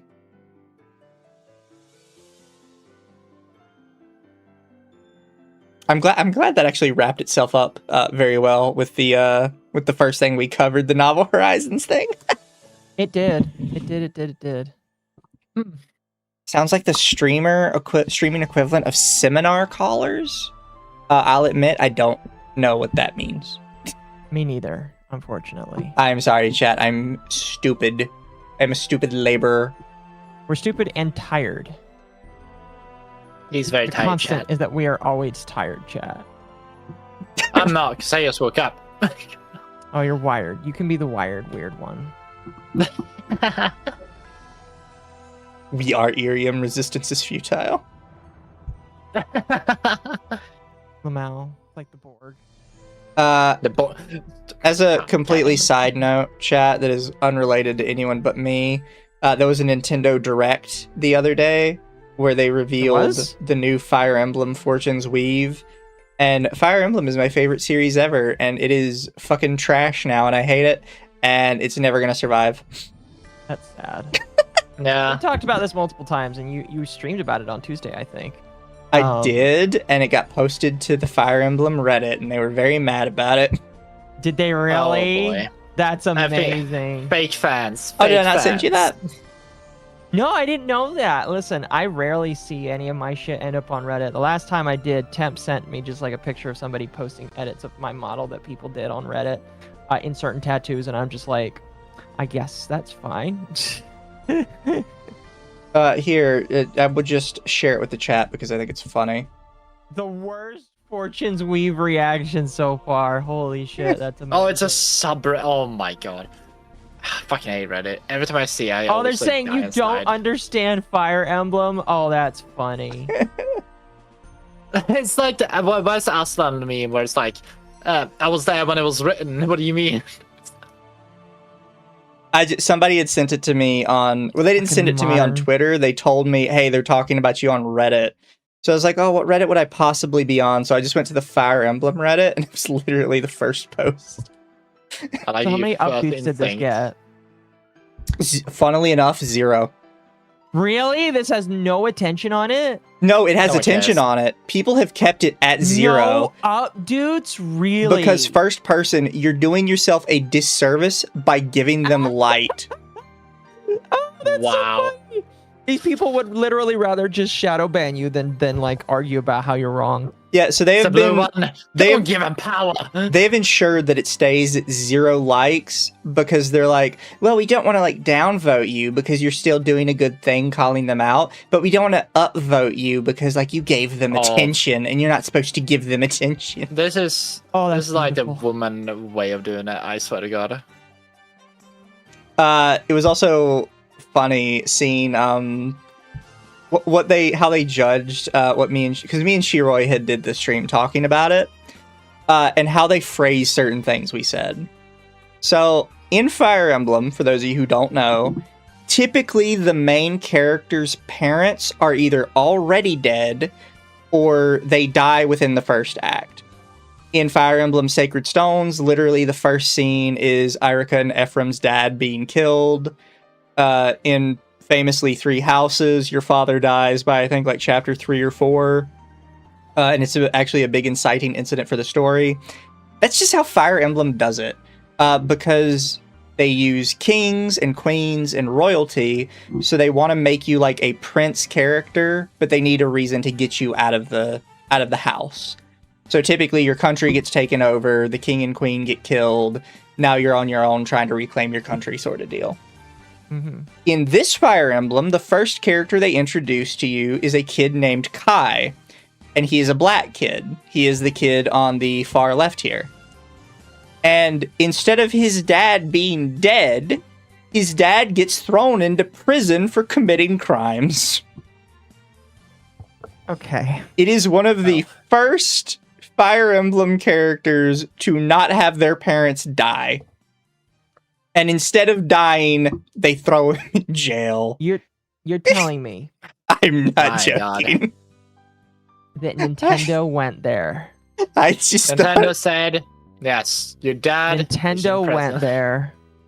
Did the father go to jail for not paying child support? Listen. I've been under a parent that had to pay child support. If they just don't pay the child support, they're more likely than not, they're just gonna give him more child support because sending him to jail is counterintuitive. So they're gonna try and get child support out of him first. Oh God. Yeah, what did he get in prison for? Did they ever say it, or is it they up to don't. your own But in the imagine- preview, That's I think they hilarious. gave the guy the wrong script, or Nintendo is being even funnier than I thought they were. Because the guy, when he's reading the script, he says, his father was thrown into jail for crimes committed. And I was like, did you mean crime he didn't commit? Because typically that's the trope, is you get somehow busted for a crime you didn't commit. But the narrator for sure says, thrown in jail for crimes committed. And I was like, That's so a good thing. is his dad actually just a criminal? You're telling me Yes. that you're playing as a criminal's son. I could point out a lot of different movies in the last couple of years where that's what we have. So this is actually kind of like boring now, you know? Yeah. So all me and Shiroi said was it's really funny that it's the first game with a black protagonist. It's also the first game where your dad doesn't die, he's thrown in jail. Oh my God. And the way they interpreted this we're is trying to hit a different target audience, I guess. point 3. Intelligent or IE has been pandering to the West by making most of the cast people of color, having a character. Oh, where did he put it? I think it was further down. Oh yeah, they get kind of racist, saying that the same game that introduces guns is the same black characters become criminals. They say Kai's dad is obviously a violent criminal and repeat offender, along with Kai's red eyes being due to him using performance-enhancing drugs. You know, because they're black. Also, they keep calling the Avatar a white savior.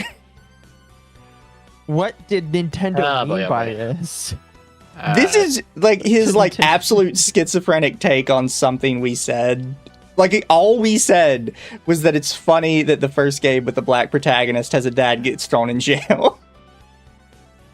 That's all What we does that said. mean? They take the other things that are like and you supply it. You know, you all you said was just lay the puzzle pieces that they can make it, and they just put it together. Specifically, the first thing they did. Oh, why are you calling out a racist trope? It's like, what do you mean by it? And chat, this is why I like when people send me places that are hating on me, because some of them are just so like bizarre that it's just funny to talk about. It's kind of like they can't find something like very outwardly that everyone can agree on or rally behind. So but they need to get the extra oomph. So they go to these other like different versions and try to like push it in different directions. And that's where you get all these weird fucking results essentially. So I'm also going to show you guys this, and I feel like this is going to absolutely send everybody in the chat. So you can see in the background, like the picture I took for Fortune's Weaves, there are 4 different characters and the 2 main characters in the center. The 2 main characters in the center are actually customizable, so that's just the quote-unquote canon look for them, but in-game you can make them look like whatever. So up here in the top right is somebody that me and Shiroi lovingly dubbed Timu Alucard. Because he fucking looks like Dracula. He even wears like black knight armor. He's stylized as Alucard. He has the armor of Alucard. He has the rape. He has the Game Boy face of Alucard. What the fuck? Yes. So he has a vampire look. All He doesn't 4 have of these a people rapier, but have it like a has little entourage that's with them. That's like their canon entourage. This is Alucard's canon entourage character. Oh, what the fuck? They wanted lazy eye disability representation. Oh my fucking So when God. they fucking introduced this dude, it sent me. Because a fucking lazy eye is the one disability you cannot put in a game or piece of media, because every normal person is going to lose their shit as soon as they see it. Igor. You literally just give him a point of your nose and he's just Igor from Persona. It kind of reminds me of the Persona character 4. from Fate. You know, what's the caster from Fate Zero? La Bluebeard, or what's it named? He was named something else. Is this my autistic representation I've been looking for, Mizu? He also has an earring. That's perfect. So, let me see if I can find it really quick. Because there's pictures of this all over the place right now. It's hard to find the right one, because they have they kind of went all out with some of the disability representation. Oh god damn it! Did they? They did. There's a... God, why can I not remember this person's name?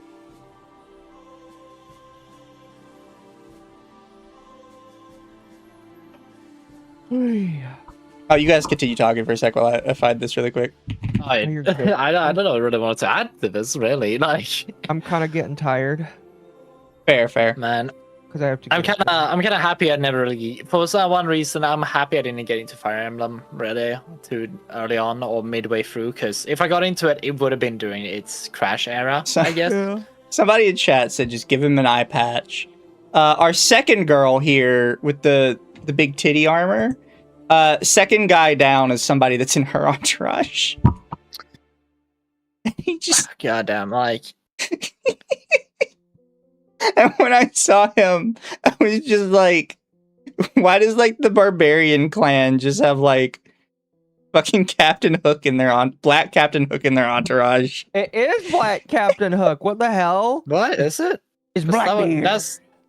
That's not what Captain Hook looks like. I was like, what? Oh, I see what you mean. I didn't. Wait a minute. He looks like, Blackbeard, but it Captain looks Hook like it looks like a Spaniard that's been. in the sun I too don't know. long. Just Yeah, so we're pretty clear, much, I don't but know not why even this is that. a running theme with these three, because Kai, this is his friend, his first one, the girl with glasses.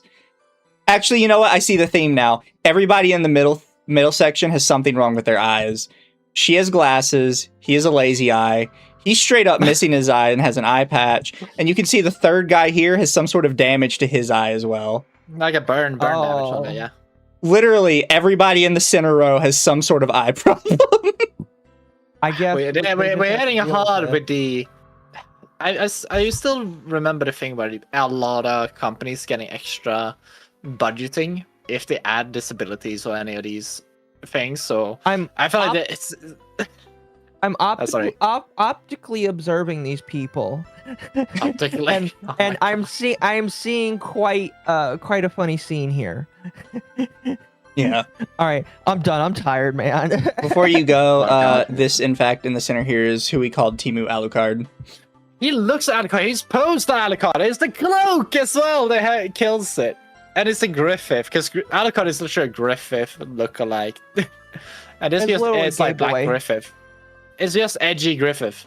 People have also started to put him in Goku memes because his entire motivation is that he wants to find the strongest enemy to fight. Oh my god. His Of entire course. motivation comes because he's on a boat and it gets attacked by a whale. And he's like, holy shit, this whale is so strong, I want to fight it. Like, Oh my god. Okay, his thing. Goku was dropped as a kid on his head, okay? That's why he is a bit the way he is. He's literally not even a human. It's very hard to apply that logic onto any other character outside Dragon Ball, I'm gonna be real. me and Shiroi have also decided that Theodora, the blonde black lady, is just their attempt at making Black Edelgard. Because Edelgard was so popular, they just want to redo. Oh, I see. Chat I saying, don't what about agree the with bottom row?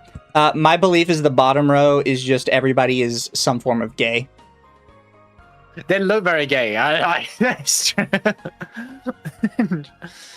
You got a lesbian, you got a gay, and a bi in the middle. Yeah, my opinion is center row is your disability rep, bottom row is your LGBT rep of some sort. Accurate. And I just feel like everybody on the bottom row just looks some kind of gay. Me sitting there thinking, every other person looking at this being like, all right, you're fit into this category, and just having a very unique take on it. Meanwhile, me just looking at it all and say, gay. Oh yeah, me and Shiroi did believe that this girl is Timu Brazilian Miku. No, you're not even that. But I can kind of see it. It's just because the hair But color is so specific to Miku.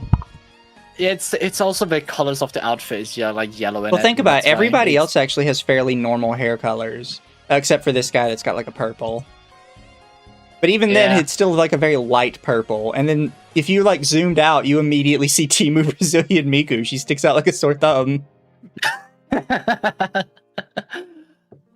Yeah, when you saying more, like Also, for some reason, It's she's like- in Alucard's party. it's such a weird fit. Yeah. But Alucard has just been through like he's picked up. I was gonna say it's because he just recently won the Gold Cup and just have ownership of Miku at the moment. Is that why? Going through a couple of super chats we've gotten for a minute now. I would have never taken Nintendo of all companies to perpetuate several stereotypes and current trends and butt trends. At this point, is this parody? Butt trends. I'm sorry, what? The only good thing to come out of modern Fire Emblem was the Engage Femboy Wyvern Rider. Yeah, Rosado was pretty great. Risotto? Who? I'll show you in a bit. So basically, Fire Emblem is the new Pokemon with how lazy they become, since the fan base would just glaze whatever they put out. So I'd Oh, actually disagree with gosh. that. So the thing is, Fire Emblem is still trying. The problem is they're not. So I would compare it to how Atlas moved on from Shin Megami Tensei into Persona. And now new Shin Megami Tensei's feel more like Persona than they do like SMT. Fire Emblem had one collaboration with Atlas. It was supposed to be a Shin Megami Tensei collaboration. It became a Persona collaboration because Atlas doesn't make SMT games anymore, basically. And ever since then, Fire Emblem has now been trying to make more Persona-like games instead of more tactical-like games. And nobody likes that. Yeah, I think they're still trying. They're just trying for a completely different audience now. And that sucks. In my opinion. I agree. The issue is like Mizu, the old audience don't like him anymore, like, to be quite frank. Yeah. So like, yeah, so they kind of like have to hit a new audience, so they're probably testing waters around it, and they have probably guidelines to follow, and they're trying to work within those guidelines as well. But I don't know. You have to probably ask someone who actually works on the fucking game. Yep. To get the proper answers. And then thank you, Sir Missile Monkey. Reading Black Captain Hook's name, he's actually just Black Napoleon Bonaparte, the swashbuckler, since his name is Bonaparte and he has the hat. Are you fucking kidding me? That's fair. I haven't looked into all their names now. Like, the only ones I really know are the first ones. Which, by the way, why did you call this woman Theodora? Fuck off. Oh god, it's I don't know what's wrong with Theodora. Yeah. And me and Shiroi did take to just calling him. Part of the reason we taken to calling him Timu Alucard was because his actual name is something like Daitrusha. And we were like, we have no idea how to pronounce that, so we're just sticking with Timu Alucard. God. I can't pronounce whatever this is. But chat, I hope you you enjoyed me ranting about my autism a little bit. Fire Emblem will forever be my autism, and my favorite series is ruined Ah, yes. by fucking Persona kids. I don't really know what my favorite series would really be. I have to think Minecraft. about it. Minecraft doesn't have a series; it has one game. Yeah, Minecraft, If the you wanna- series. if you want to go by updates, I guess it got ruined after a certain a certain amount of updates. But like, I thought you would have said it got ruined by the pedophiles. Oh god damn it. I mean, the pedophiles made the community worse, but not the game. I can separate the fact that those people are not part of the game. And no chat, they did not explain the white savior. People just thought it was very funny that it was a game with a mostly black cast and mostly black heroes. And then the main character is a literal white angel savior that comes down from the heavens to fix their shit. That is quite my funny, God. not gonna lie. That is absurd. And This is that just did so piss off absurd. Reddit, by the way. Of course it did. Have you said that, or that's the case? No, that's the case. The Reddit, when they were watching the thing live, kept making posts about like, why is the main character white when like you finally have all these POC characters? Like they joke in their or they say in their Reddit post about me that I kept calling him a white savior. I was calling him that because that's what Reddit was calling him. They're like, why did Nintendo add this like white savior trope for all these POC characters? That's really problematic. And that's, Oh my god. that's why we started calling him a white savior. Yes, oh my. I don't know what to say anymore. Noir says, welcome to the club, Mizu. My favorite is SMT. No, I've always felt for SMT people because I've always known about the swap from SMT to Persona. Trust me, I feel you. Two of my favorite games ever were Pokemon and Fire Emblem. So one became shit and one wants to appeal to a completely different fan base now. So yay. Yay! Well, don't you feel adored and loved, Mizu, by your old games? Normally, I let the chat determine where we go and then they always send us to Almighty Lolly. But tonight, I'm sending you to Moacha because she's playing Titanfall 2. And Titanfall 2 is based Oh god. Good night, everybody. Hope you all have a good one. We will see you guys night, everyone. tomorrow. Tomorrow we are doing Friend Slop with the Bestiary folks. And this time it's going to be actual Among Us, not like some random jerry-rigged version of Among Us. We're just the actual original Among Us game. Yeah, but also Mizu, before that, we're also gonna be playing a bit more Pokemon tomorrow, you and I. I'm gonna steal you for that again. Probably yes. But And yes, I'm probably gonna watch Carl Job's video on CoffeeZilla. Before the Among Us. After the Among Us, actually. After the Among Us. Okay. You mind if I join you? Yeah. No, for sure. You are more than welcome to. What? Because listen, here's what I'm gonna say. Listening to a guy who's lost a defamation lawsuit explain another guy win a defamation lawsuit is the funniest thing in the world. And I want you there for that. If I can get Ava there, that would be amazing too. Because it's just the entire time listening to the video, it's just like, Carl Jobs, why are you talking about this? You literally lost a defamation lawsuit with another guy. Also, I like to say I'm literally getting cucked by Occo, right? It will be later in the night. It said it would be later in the after night. Among Us. Among Us is like... Oh, my bad. I thought it was I before. have work tomorrow. That's why I want to be done now, so I can go to bed. I have to be up in 4 hours. Oh no, I'm just a Night fool. chat. I'm We'll let just a Atari fool. complain in the background. Bye, guys. Bye-bye, guys.